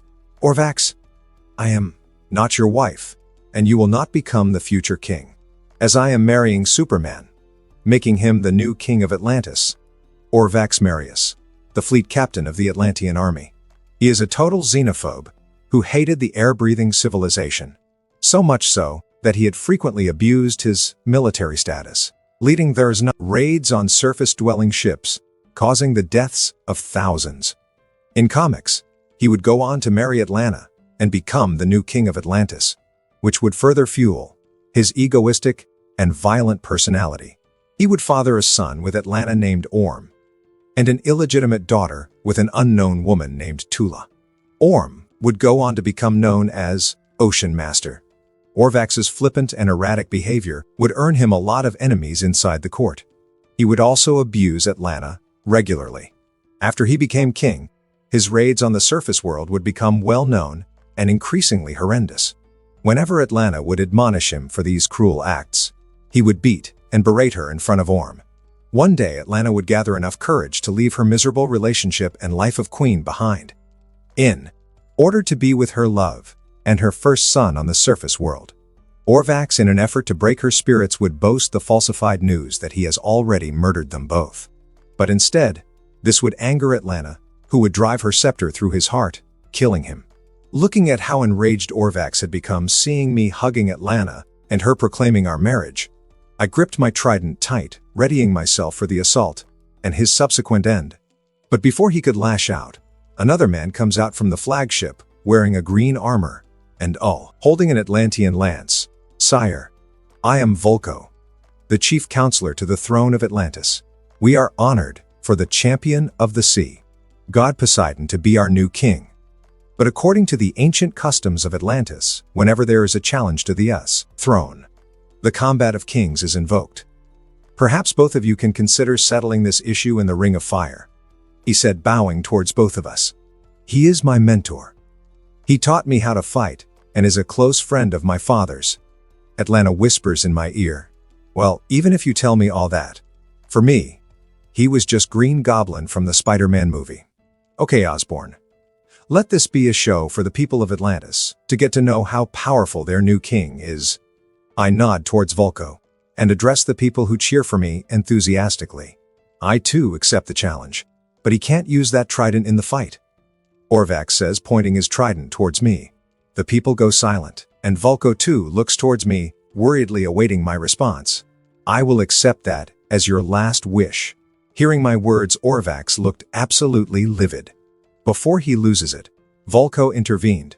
"Both the combatants have accepted the challenge. The fight for the throne will take place tomorrow in the ancient battleground." Orvax gave one last look at me in Atlanta, and then returned to his flagship. Volko asked for the people and the guards to go back. I too made the fishes go back. Volko then bows towards me, asking if he could have the honor to show me around Atlantis. I told Carthan to enjoy the nearby waters, and proceeded to use the trident. Power to fix the cracked grounds, stunning everyone around me. I and Atlanta are then taken to a different ship, which looked fancier. Atlanta tells me that this ship is mainly used to escort royal guests. Atlanta inquired Volko about her father's state. He informs us that his last breath is still being maintained by the medics, and after a new king is chosen, he would be allowed to rest. The ship enters the gate, and I get to see Atlantis in its full glory. It was a city filled with vibrant colors and lights. Seeing this ship coming, people halted and made way respectfully, knowing who was inside. They had perfectly melded marine biology and technology. It was like even in this chaos, there was order. Seeing the highly advanced city, I couldn't wait to get into their archives. Both Atlanta and Volko began to introduce the city to me. Apparently, Atlanteans had a very strict hierarchy. There were low-borns, who lived in poverty. They resided near the ocean bed in the outer part of the city, where there were only ruins present with no technology whatsoever. Then there were high-borns who lived in the upper part of the city, and nearer to the royal palace, which was situated in the center of the city.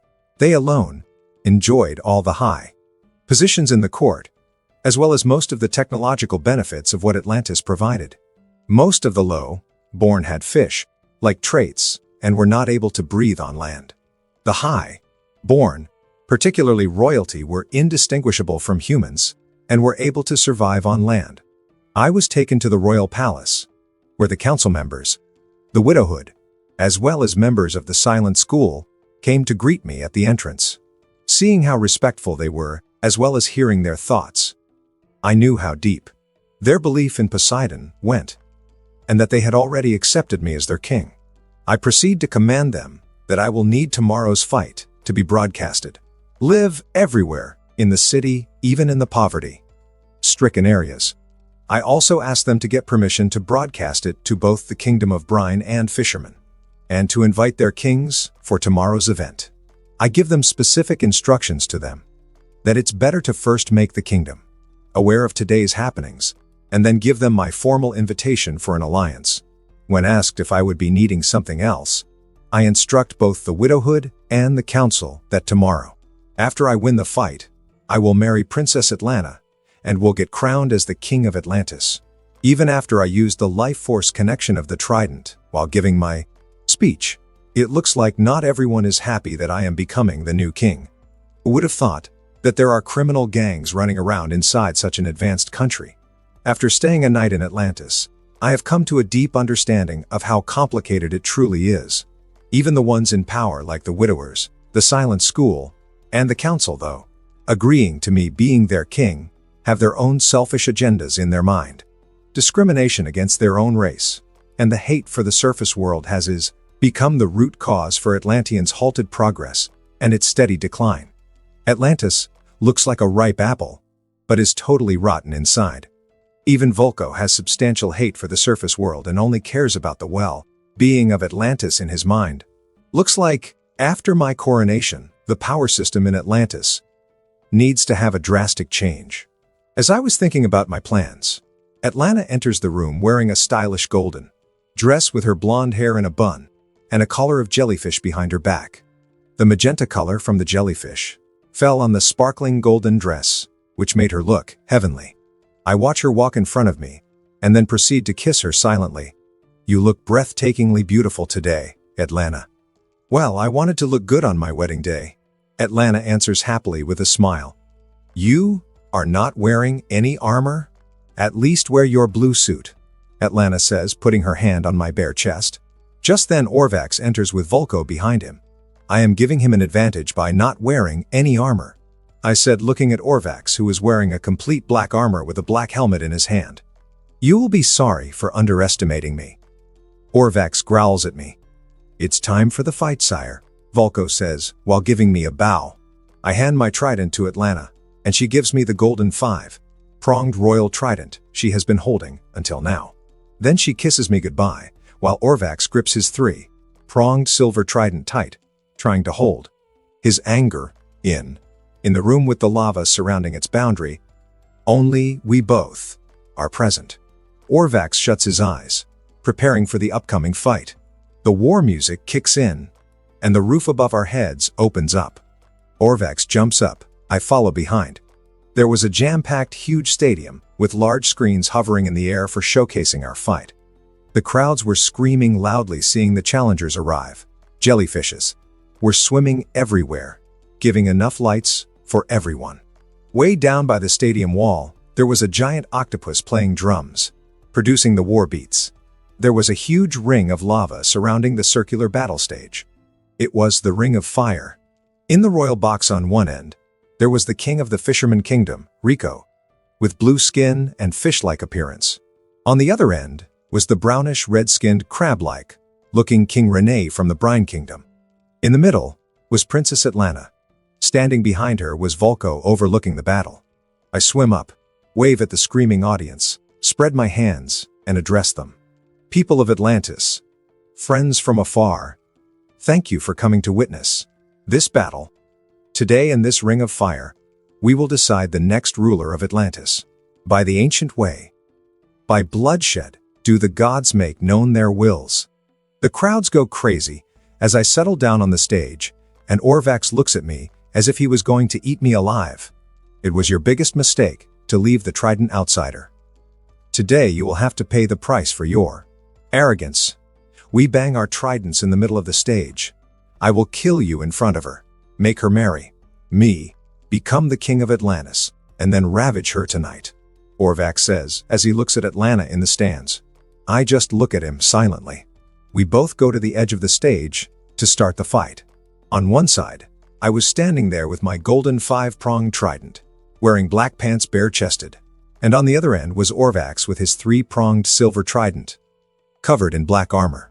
As soon as the drum beat picks up, Orvax shouts aloud and jumps high, bringing his trident straight at me. People watch in horror as they see Superman just stand there, letting the trident hit him squarely on his bare chest.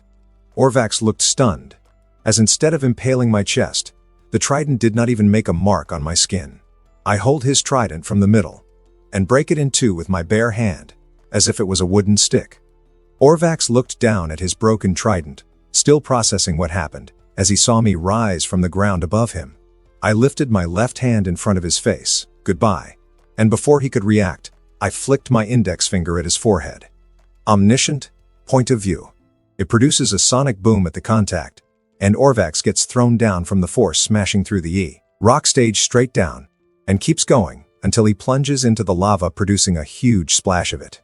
The audience watches the broken stone stage and the calm lava in total silence, too shocked to even realize what transpired just seconds before.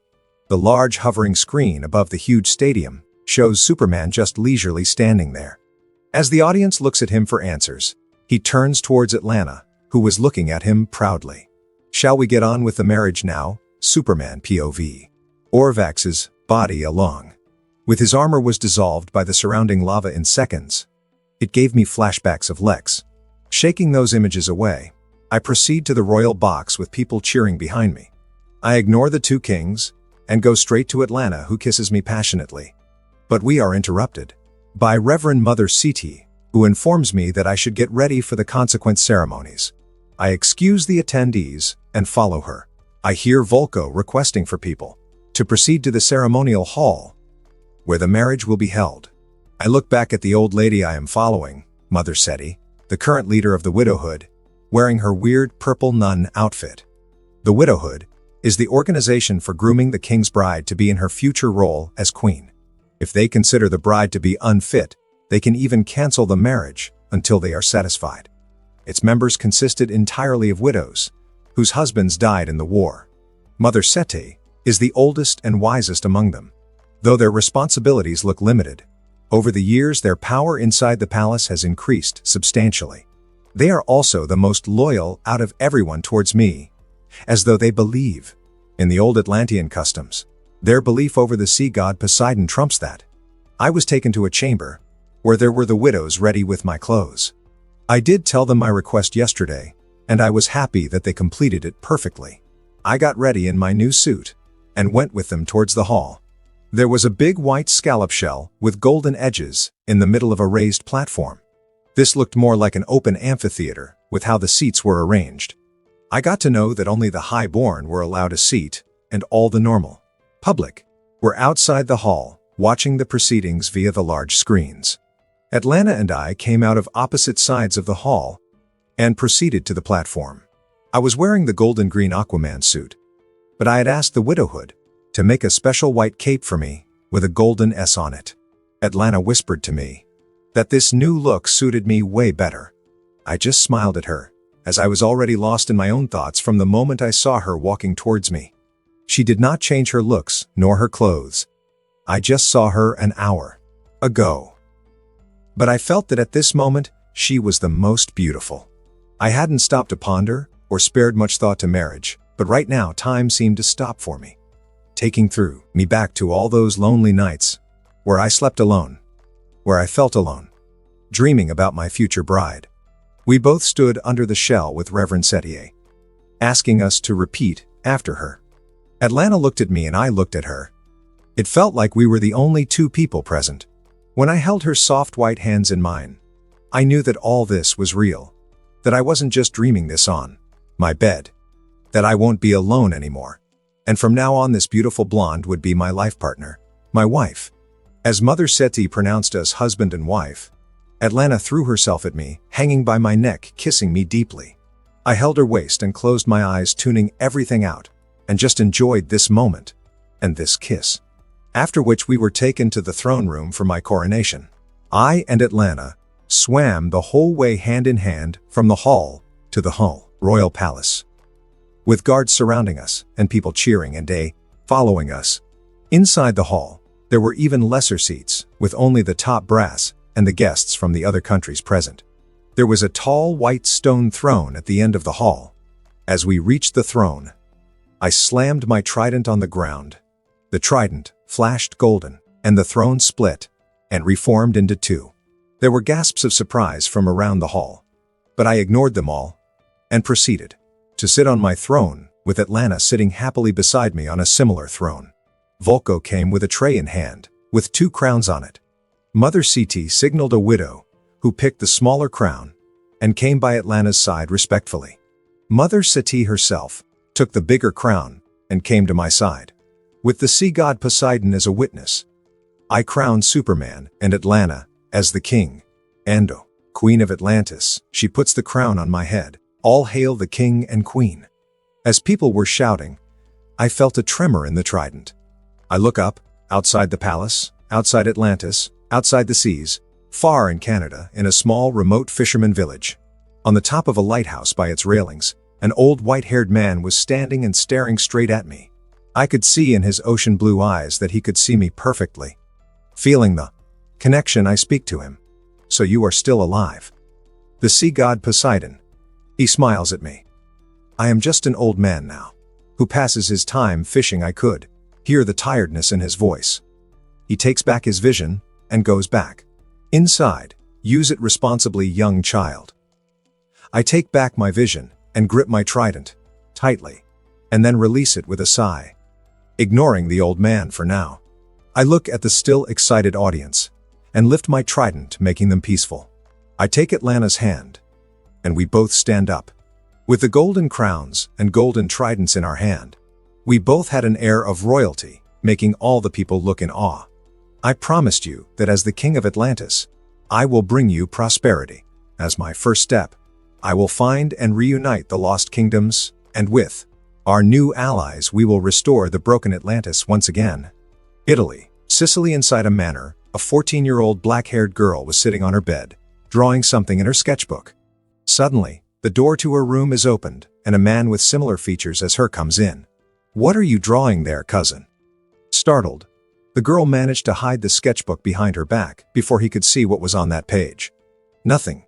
Shouldn't you be going for your daily practice with Uncle in the backyard? Yes. I was just going there. You know, if you're bored here alone, you can come out and watch us train. No, it's okay. I am not bored, the girl said, clearly not interested in the weapons training they had going on. Suit yourself, the man, expecting the answer, shrugged his shoulders and headed towards the door.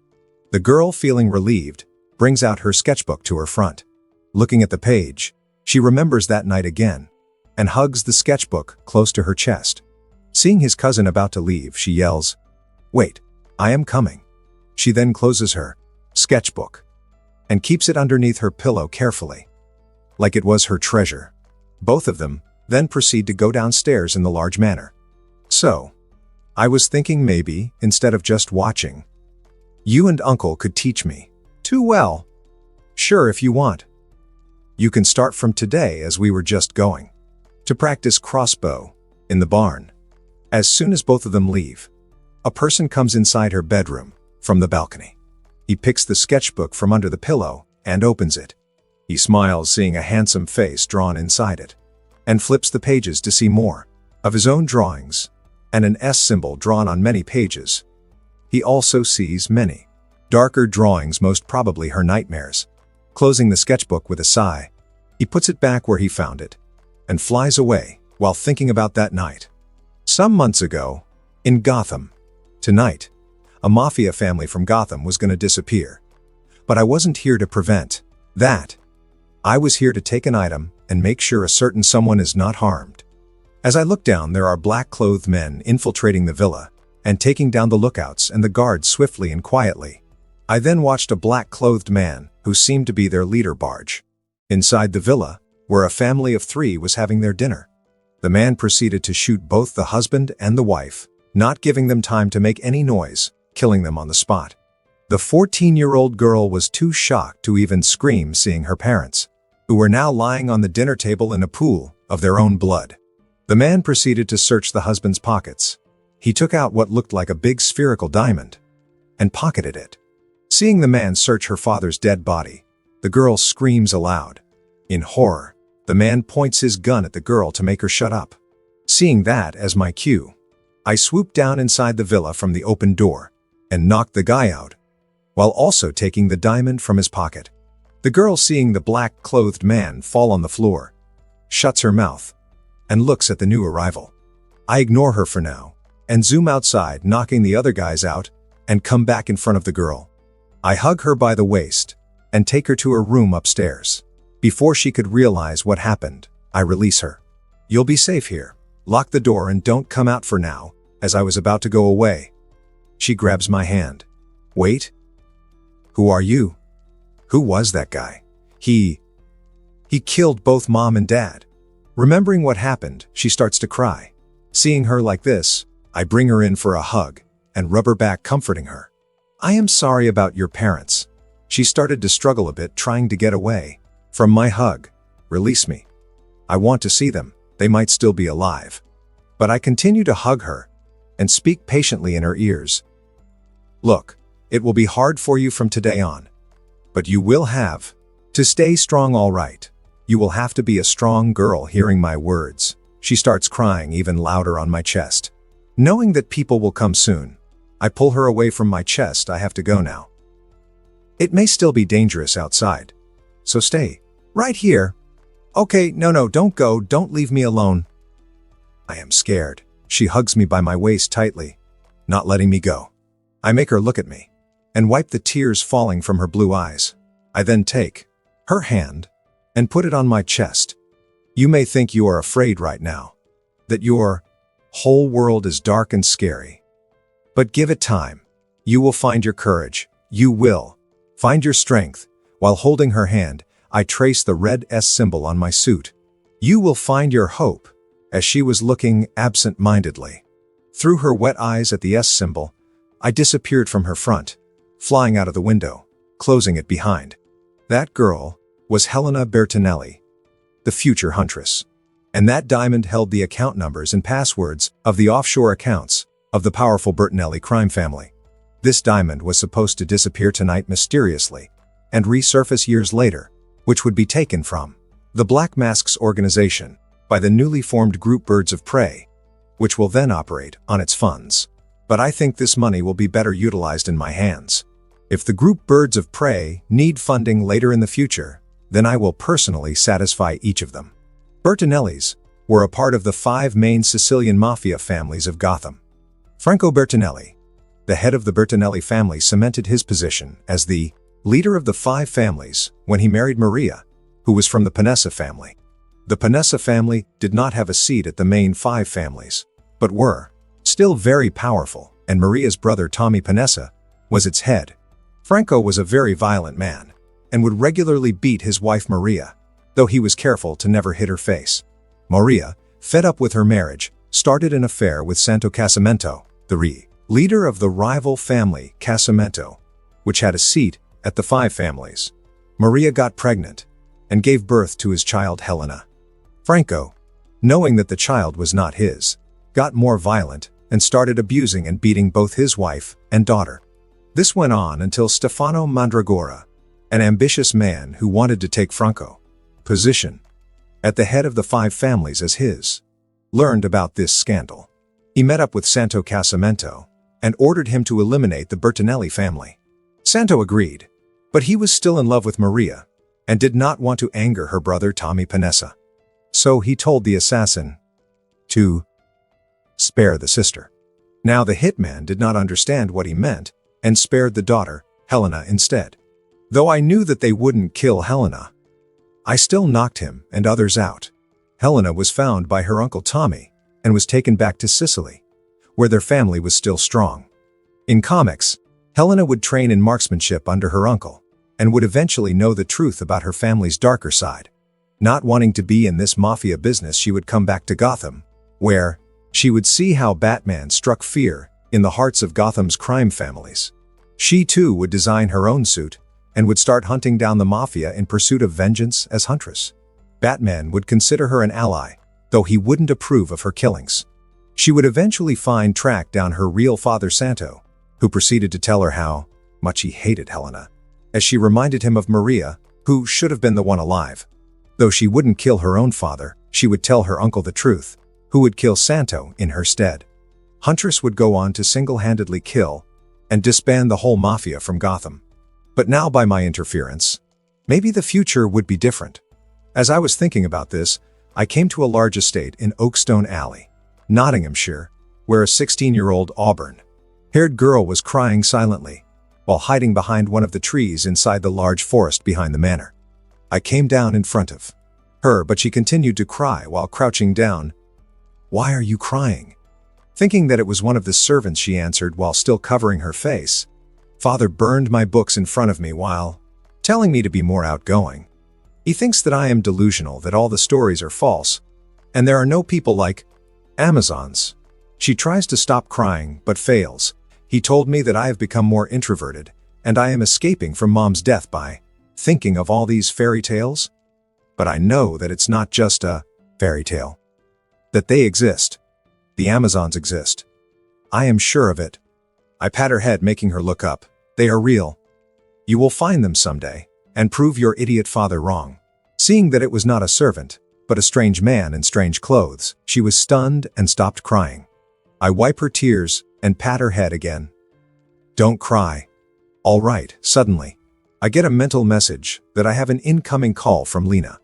So before she could ask me anything, I fly away, while she is left there with her mouth agape. Barbara Minerva, the only child of Lord and Lady Cavendish. She became an introvert after her mother's death and became interested in Greek mythology, especially Amazons. Despite her father's best efforts, she would not stop her pursuit to find the Amazons. She would receive 2 PhDs in archaeology at a very young age and would become a professor of archaeology at a university. That wasn't what she would be known for in the future, though, as she would go on to become the cheetah. But now that I have met her, I won't let her become a villain. Maybe she can rather be my personal pet. "Clark, I found it. I found that green rock you were searching for," Lena tells me, excited. "I will be right there." I reach her mansion and enter her bedroom by her window. Lena and Mercy were waiting for me with a lead box in hand. I picked up the box and brought it in front of me telekinetically. I opened it to see a green stone kept inside. As soon as I opened the box, I could feel my connection with the sun cut off. I felt physically weaker by the second, as the solar power inside my body was being used up rapidly in trying to fight off the radiation. But there were at least 2 more of my powers that were not at all affected by it. I closed the box and kept it inside my storage, instantly regaining my strength. In happiness, I go ahead and hug both of them and kiss their cheeks. "Thank you, girls. This was exactly what I was searching. For Lena felt a bit weird at me hugging both of them. But seeing Mercy still keep a neutral face, she didn't say anything. Now my plans can move forward. Keep searching and see if you can find it in a different color for me, Manchester. England, in the dark part of the town, there were sounds of loud music and a crowd cheering from an abandoned church. Inside the church, on a makeshift stage, there was a punk band of 4 performing. The drummer had his shirt off, banging the drums hard, which had a red M symbol on them. On the right side, a gray-haired guitarist was strumming his guitar as hard as he could. On the left, a gothic girl with shoulder-length pink hair was playing the guitar in a sleeveless black crop top with a deep cleavage, while jumping, making her big boobs bounce. There were huge speakers on the side, while behind them, there was a large wooden inverted cross of Jesus. In the deafening background noise, the lead singer, a blonde, haired blue-eyed teen, with a light beard and a black T-shirt with the same M symbol, was shouting, "Magic. IS, the greatest profanity. I tease the world saying this. IS the way things work. And you shouting back, no! While you flip. IT. The bird IT feels amazing." A closer look at the audience would show that most of them were demons with deformed bodies dancing away in the rhythm. The performance ends with the blonde teen kissing the pink-haired girl on the stage, making the crowd go wild. Later that night, Slate Hand Magic Club on the stage.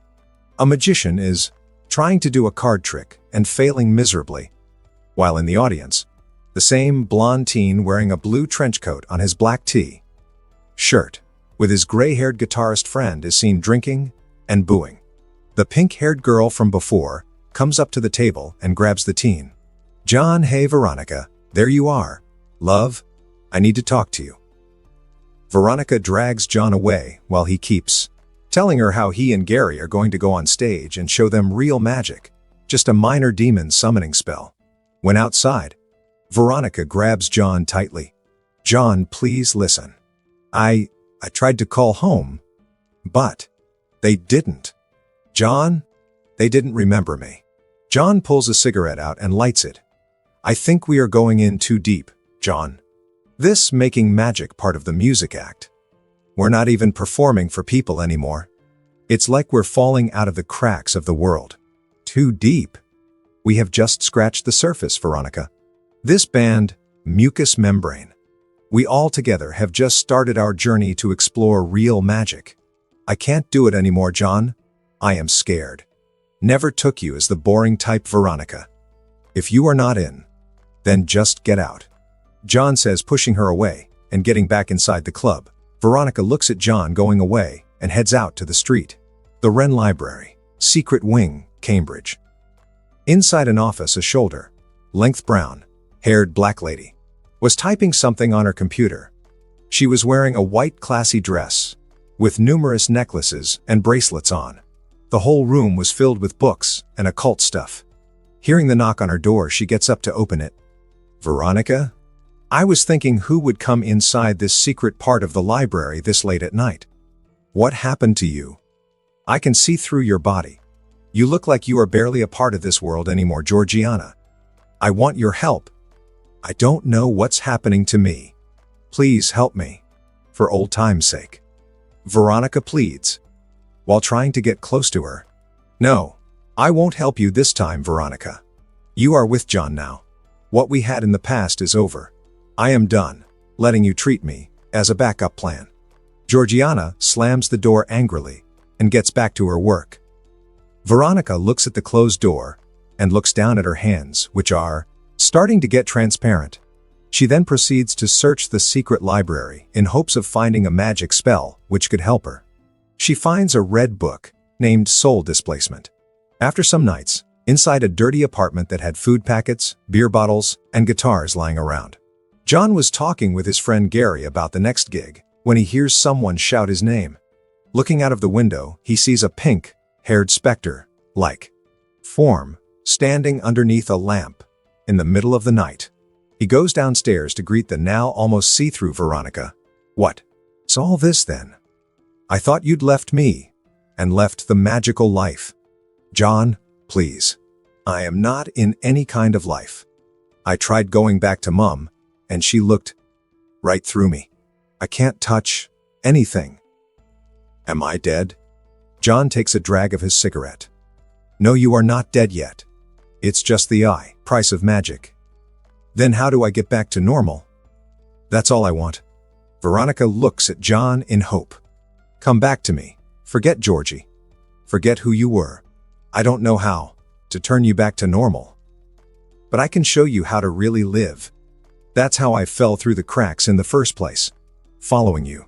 I'll have to try something else. Veronica comes near him and hugs John, looking at his face through the smoke. Veronica speaks softly.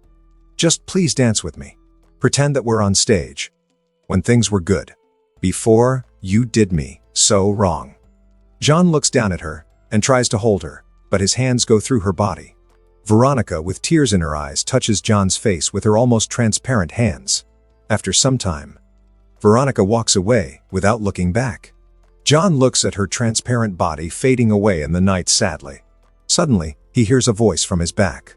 If you let her go today, you will regret it your whole life. John Constantine, let me show you what will happen to her. John stopped in between as he was about to turn back, and his eyes went glazed. No! Veronica! Screams John as he wakes up. Hearing the scream, Veronica halts, and John runs towards her frantically. Veronica, who still had tears in her eyes, looked at him in confusion. Don't use that spell, love. We will figure something out together. All right? John tells her, trying to hold her, but his hands pass through. How do you know? She asks, surprised. John ignores her and looks back at the voice. Oi, save her whoever you are. You must have a way, right? John asks aloud towards the darkness. John and Veronica watch as a man comes towards them, floating from the darkness. He was wearing a full black skin suit with silver lines all over his suit. But the most eye-catching part was where all these lines met. The big silver S on his chest. Yes, I have a way, the man says while coming down in front of Veronica and lifts his right hand. Suddenly the silver lines across his suit come alive like it was liquid and flows towards his right hand. The lines which extended until his wrists crawl forward, and his whole right hand is covered in the silver liquid. In a second, the liquid turns into a silver glove. The lines over his body stop moving, but they haven't seemed to reduce. The man then surprisingly takes Veronica's intangible hand easily by his glove and proceeds to poke a hole inside her wrist with his index finger, making Veronica scream in pain. What are you doing, you brute? John says in shock, but doesn't do anything to stop it for now. Suddenly the silver liquid across the suit starts to move again and crawl from his index finger into the hole in Veronica's wrist. Veronica screams in pain again, but this time, John is shocked because her body is turning visible again. In a couple of seconds, as her wrist starts to bleed red blood, the man takes his hand back, seeing how Veronica's body has become tangible again. The silver gloves dissolve back into the liquid and flow back in his suit like it was before. The man, seeing Veronica still in pain, holds her hand normally this time and rubs his thumb against the hole on her wrist. The man's thumb flashes blue and the hole and blood disappear, seeming to be healed instantly. Veronica, now no longer in pain, realizes that she is normal again and looks at John, who was also looking at her. She goes ahead and gives him a tight hug.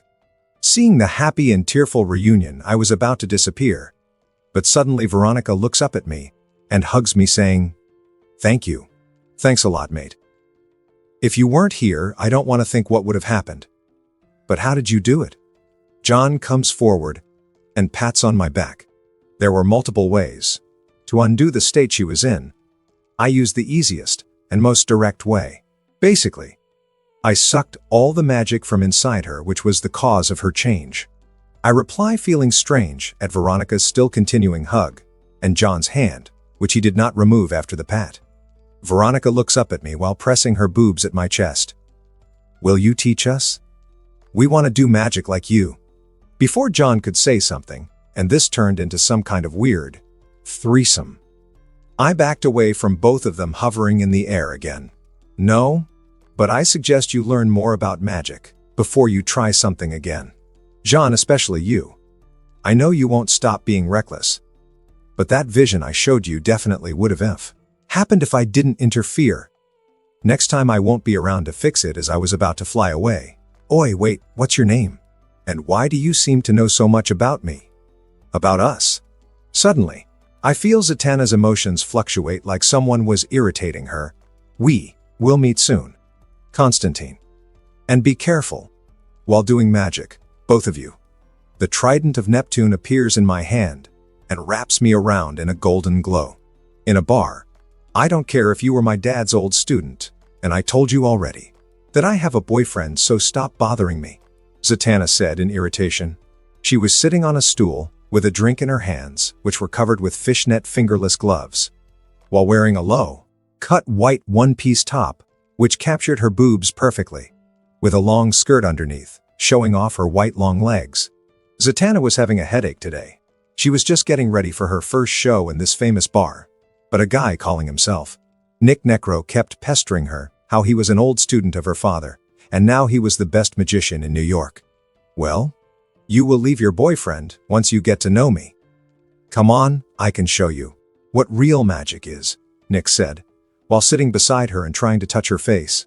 Og Yawa Zatanna points a finger at him, mumbling a spell. Estrakab Sigmdlays Nick says a spell of his own, stopping in tracks but nullifying her magic. I am a strong magician, dear. So this kind of simple spells, especially your backward magic, won't work on me. So why don't we just start over, as I am quite interested in a beautiful magician like you, Nick says, ignoring her angered face and ordering a drink. Suddenly, he sees Zatanna smile. Before he could say something else, he hears a voice from behind him, making his whole body stiff. If my girlfriend says that she doesn't want to talk to you, then you should just piss off. Suddenly the rowdy bar is silenced. Even the performance on the stage has stopped. The people look on to see the famous, powerful magician Nick float helplessly in front of a man wearing a black skin suit with sliver lines on it and a silver S on his chest. Nick, after hearing that voice, is horrified to find that he is not even able to move a muscle. As he is thinking, how could someone cast a spell on him without him knowing? He finds himself hovering, and then turns to come face to face with the voice. And as he sees the man, Nick hears a voice inside his head. Izanami. And then his eyes glaze over. Nicholas Nolan, or Nick Necro. It's laughable how a small-time black magician like you considers himself powerful. Maybe after a day of introspection, you will know it's best to stay away from her. The man goes a bit near the dazed Nick and speaks in a low enough voice, or else those visions won't be just visions anymore. The man then snaps his fingers, making Nick disappear from the place. Zatanna keeps her glass down and jumps on me, wrapping her arms around my neck happily, while I support her by her lower body. Hey baby. You came, how could I miss your first performance, Z? Zatanna comes down on the ground and looks at my suit. Tektaj no Zatanna uses magic to conjure a black overcoat over me. She then adjusts it so that only the silver S is visible partially. This is better. She then looks around. The people around the bar see that the show is over, and they get back to their conversations. My act is about to start. Wish me luck? She kisses me and goes backstage to prepare, leaving me with her drink. The Oblivion Bar is a bar and a tavern located in a pocket dimension. It has magical entrances scattered in many places like Atlanta, Georgia, New York, Gotham, Metropolis, and New Orleans. The entrances shift from time to time, but can be tracked and remain recognizable through magic. The bar is well known as a neutral zone for everything magical in nature. I looked around to see the bar filled with all sorts of weird people, magicians, sorcerers, demons, monsters, fairies, minding their own business. I could even feel many eyes on me, especially from a particular corner. Ignoring them for now, I finish Zatanna's drink and order another one, looking at the stage for her act to start. While waiting, I think about some of my newest techniques, one of which I recently used, Tsukiyomi. Despite the lack of Sharingan, I was able to recreate my version of this technique through my new mental abilities. Veronica would use the spell from the book Soul Displacement in hopes of a cure. Any adept magician is able to displace her soul, and may traverse the planes between life and death easily. But if a neophyte enters the void between life and death. The transition is cataclysmic. Veronica would enter the void where she would get lost. Her mind would stretch to flaying. She would lose the concept of time. Her physical signature would be scattered to atomic rot. But all this won't grant her death, as her attachment to John would create an emotional resonance. It would morph her into a ghastly wraith, changing her body to a red tentacled monster. She would come back as a mindless spirit of vengeance, to haunt John in the future, where he would have to face and kill her, blaming himself for what happened to her. I showed John visions of all these possible futures by putting him in a kind of genjutsu, hence I call the technique tsukiyomi. He was able to see the visions as if they were real. After getting out of it, he knew it was just a dream, an illusion, but the emotions he felt and the visions he saw stayed with him. It's a good technique, but nothing as powerful as the one I used on Nick Izanami. He is also in a dream-like state. The difference is, he is in a constant loop of me killing him in different ways for hitting on Zatanna. He will be in that loop for a whole day, planting a very deep, rooted seed of fear and obedience for me. It's my first time using it so offensively, so I will have to keep an eye on him to make sure that he doesn't lose his mind. In a quiet corner of the bar, there were two people sitting on a sofa. One was wearing a weird blue skin suit, which even covered his head, only leaving his face visible, with a red cape on, and another was a chimpanzee, wearing a brown suit with a brown deerstalker hat. So, what do you think? The man who was holding a sword with a golden hilt, asks the chimp. I thought. I must be too drunk when I saw a man teleporting straight inside the bar, covered in a golden light. The doorway should be the only entrance for anyone to enter this dimension. But he just teleported in the middle of the bar directly. I did see him holding what looked like a golden trident for a second. If that's the trident from the Atlantean legends, then everything would make sense, the chimp said, while gulping another sip from his beer bottle. And he seems to be a powerful psychic, as well as a magician, from how he took care of Nick that easily.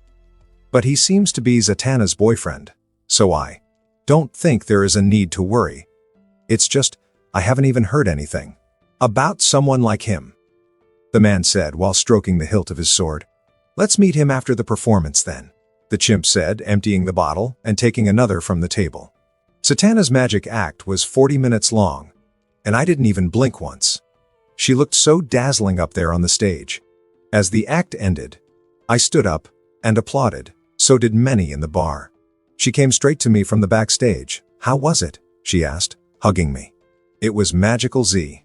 I couldn't move my eyes away from you even for a second, I said, making her smile. Maybe you wear the same dress tonight while I stay at your house. Maybe, she said, giving me a light peck while tracing her finger on my chest. Why don't you introduce me to your friend, Z? I said, looking at the corner. Zatanna looks over, knowing who I was talking about. She goes to that corner, bringing me with her. That was a wonderful performance, Zatanna, the man in blue skin suit said while nodding at her with a smile. Well, she is Zatara's daughter. What did you expect? So who is your friend over here, Zatanna? The chimp said, pouring whiskey in a glass. He is my boyfriend. You can call him, Superman. We trained together under my father, Zatanna said, hugging me by my arm. Welcome to the Oblivion Bar. It's a place where anyone skilled in magic can come and drink or take a rest. And I am Nightmaster, its proprietor, the man said, while offering me a handshake. I shake his hand with a smile while looking at his sword. It's an honor to meet the wielder of the Sword of Night and the protector of Mira. By the way, I have an almost similar looking costume back at home. I then look at the chimpanzee in clothes. I am Bobo, the chimp, and a part-time detective. It's weird how we never heard about someone as powerful as you. What did you do to Nick anyway? He asks, while I shake the hairy hand of the chimp. I could have handled myself easily, but he is the jealous type, Zatanna says, looking at me in mock anger. I shake my head helplessly. Did someone tell you? You dress exactly like Sherlock Holmes, I asked the chimp, making him smile. Yeah.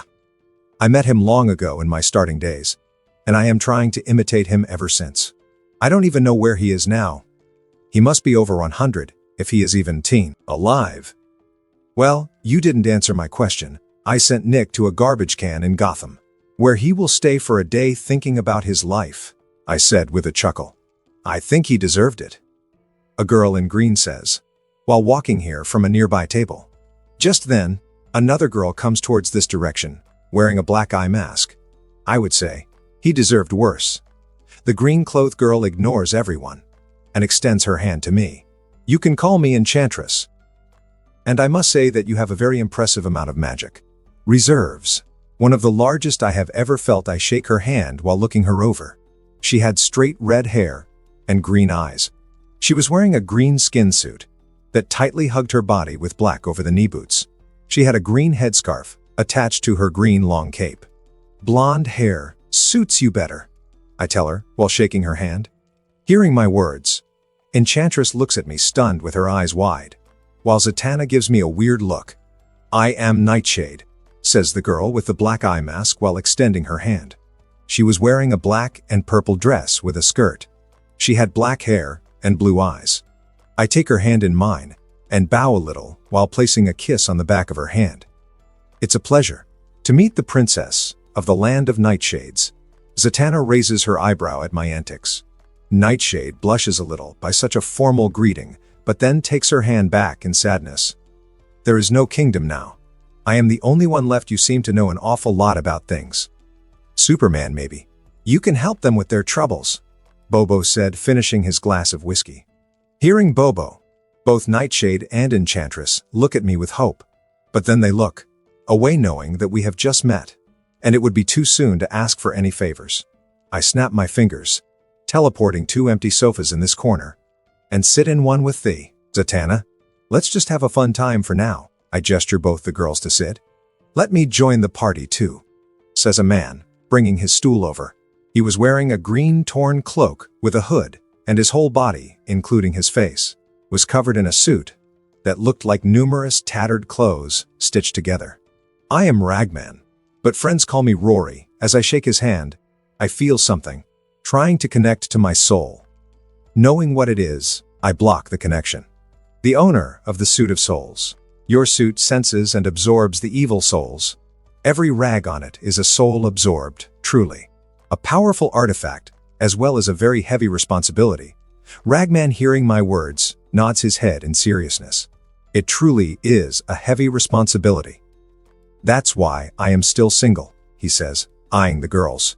I don't think you will ever feel lonely, with all those dead souls keeping you company, I said, making everyone laugh aloud, and Ragman slumps on his stool, depressed at how true it is. We spent our time drinking and laughing, while Nightmaster and Bobo told us interesting stories about their adventures. Zatanna was snuggling happily against me, glad that I was getting along so well with her friend group, even though she was teasing me mentally of how the 2 ladies had still eyes on me the entire time. I enjoyed my time too, as this would be my future Justice League Dark. Today was fun.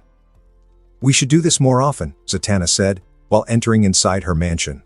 Clark hugs her from behind as soon as he closes the door. Do you know how hard it was for me to control, he says in her ear, while groping her boobies through her shirt. He then pushes her against the wall while turning her around, and they kiss each other passionately. He rips her white top, making the 2 rabbits jump out. You looked so hot performing on the stage, he whispers in her ear while nibbling her earlobes. His hands go down, and he rips her skirt, which exposes her black lace panties. Tonight I get to eat you whole, he says while biting her ear, which makes her moan aloud. Suddenly Zatanna keeps her hand on his chest and uses magic, pushing him back a bit. If you want me, you will have to find me first, Zatanna says seductively, while fading away. From the moment I entered her bedroom, I could tell that Zatanna was emitting very high amounts of magic from her body. I thought that she was just too excited or nervous to notice that outflux of magic. But as I see her orgasm, the amount of magic emitting rose by quite a margin, making me suspicious. I scanned her body and mind to see what's happening.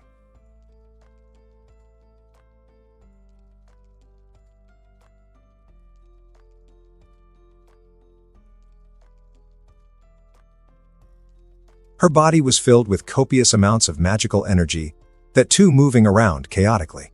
The Medusa gem had increased to a substantial size too. Her unfocused state allowed me an easy entry inside her mind. Looking through her memories, I got to know that this has been going on for a while now. Apparently her magic reserves are increasing non-stop. Once she tries to get used to the amount of magic, it increases again, making it difficult for her to gain control over her magic.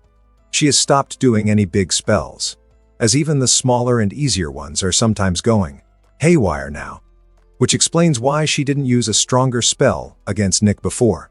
I look at the beautiful, silly magician of mine and kiss her lips. "Do you trust me, Z?" I ask softly, while looking into her big black eyes. Zatanna holds my face, bringing me closer and giving me a wet kiss. Yes, with my life hearing her thoughts, I knew she trusted me wholeheartedly. Especially after her father disappeared, we have grown very close, and I have become her whole world. In a locker room, the players wearing white uniforms were talking while getting changed.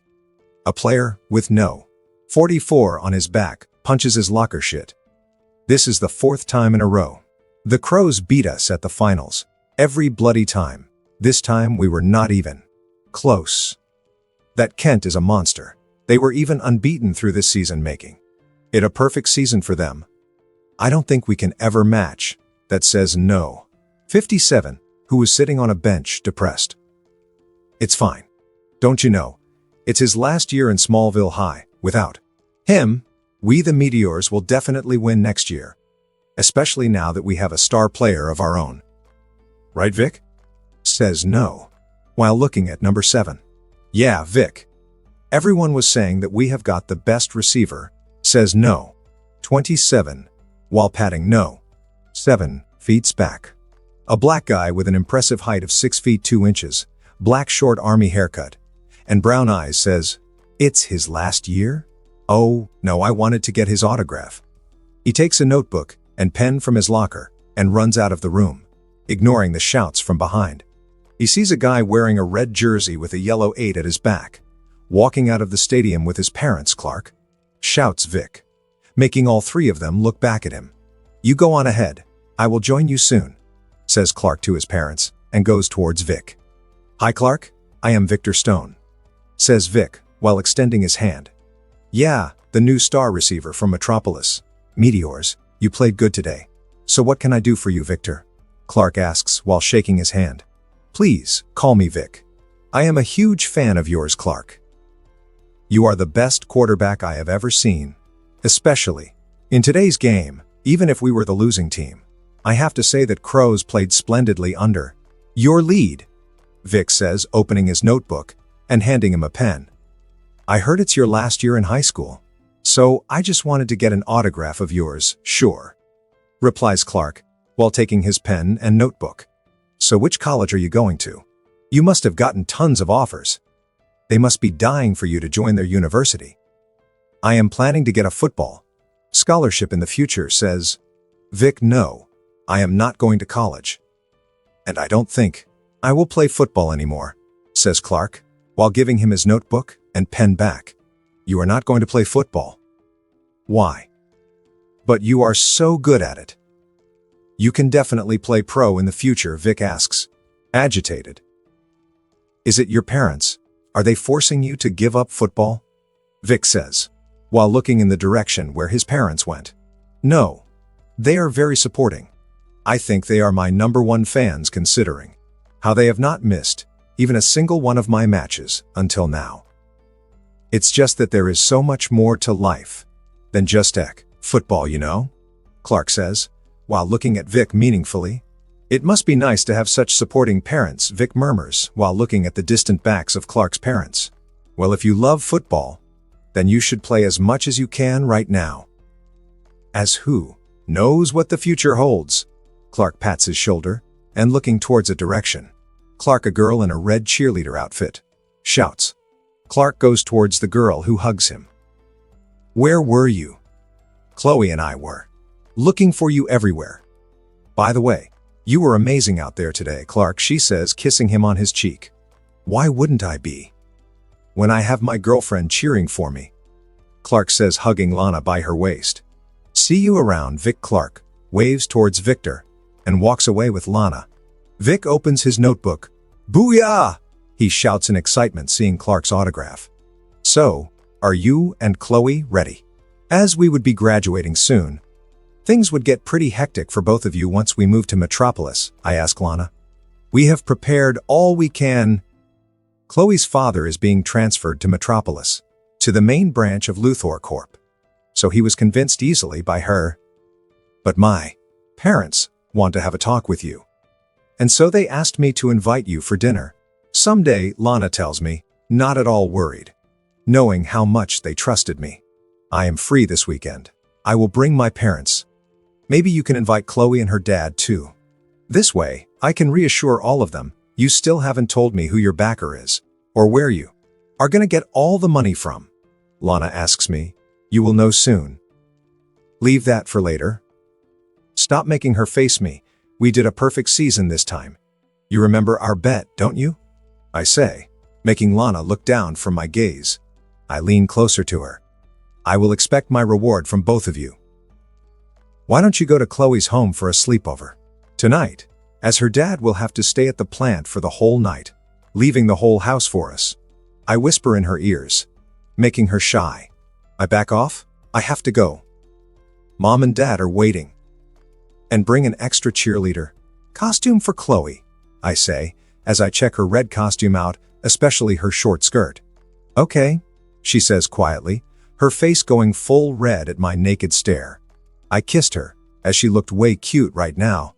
I can't wait, I told her, and went away, knowing that I should wait patiently for the night to come.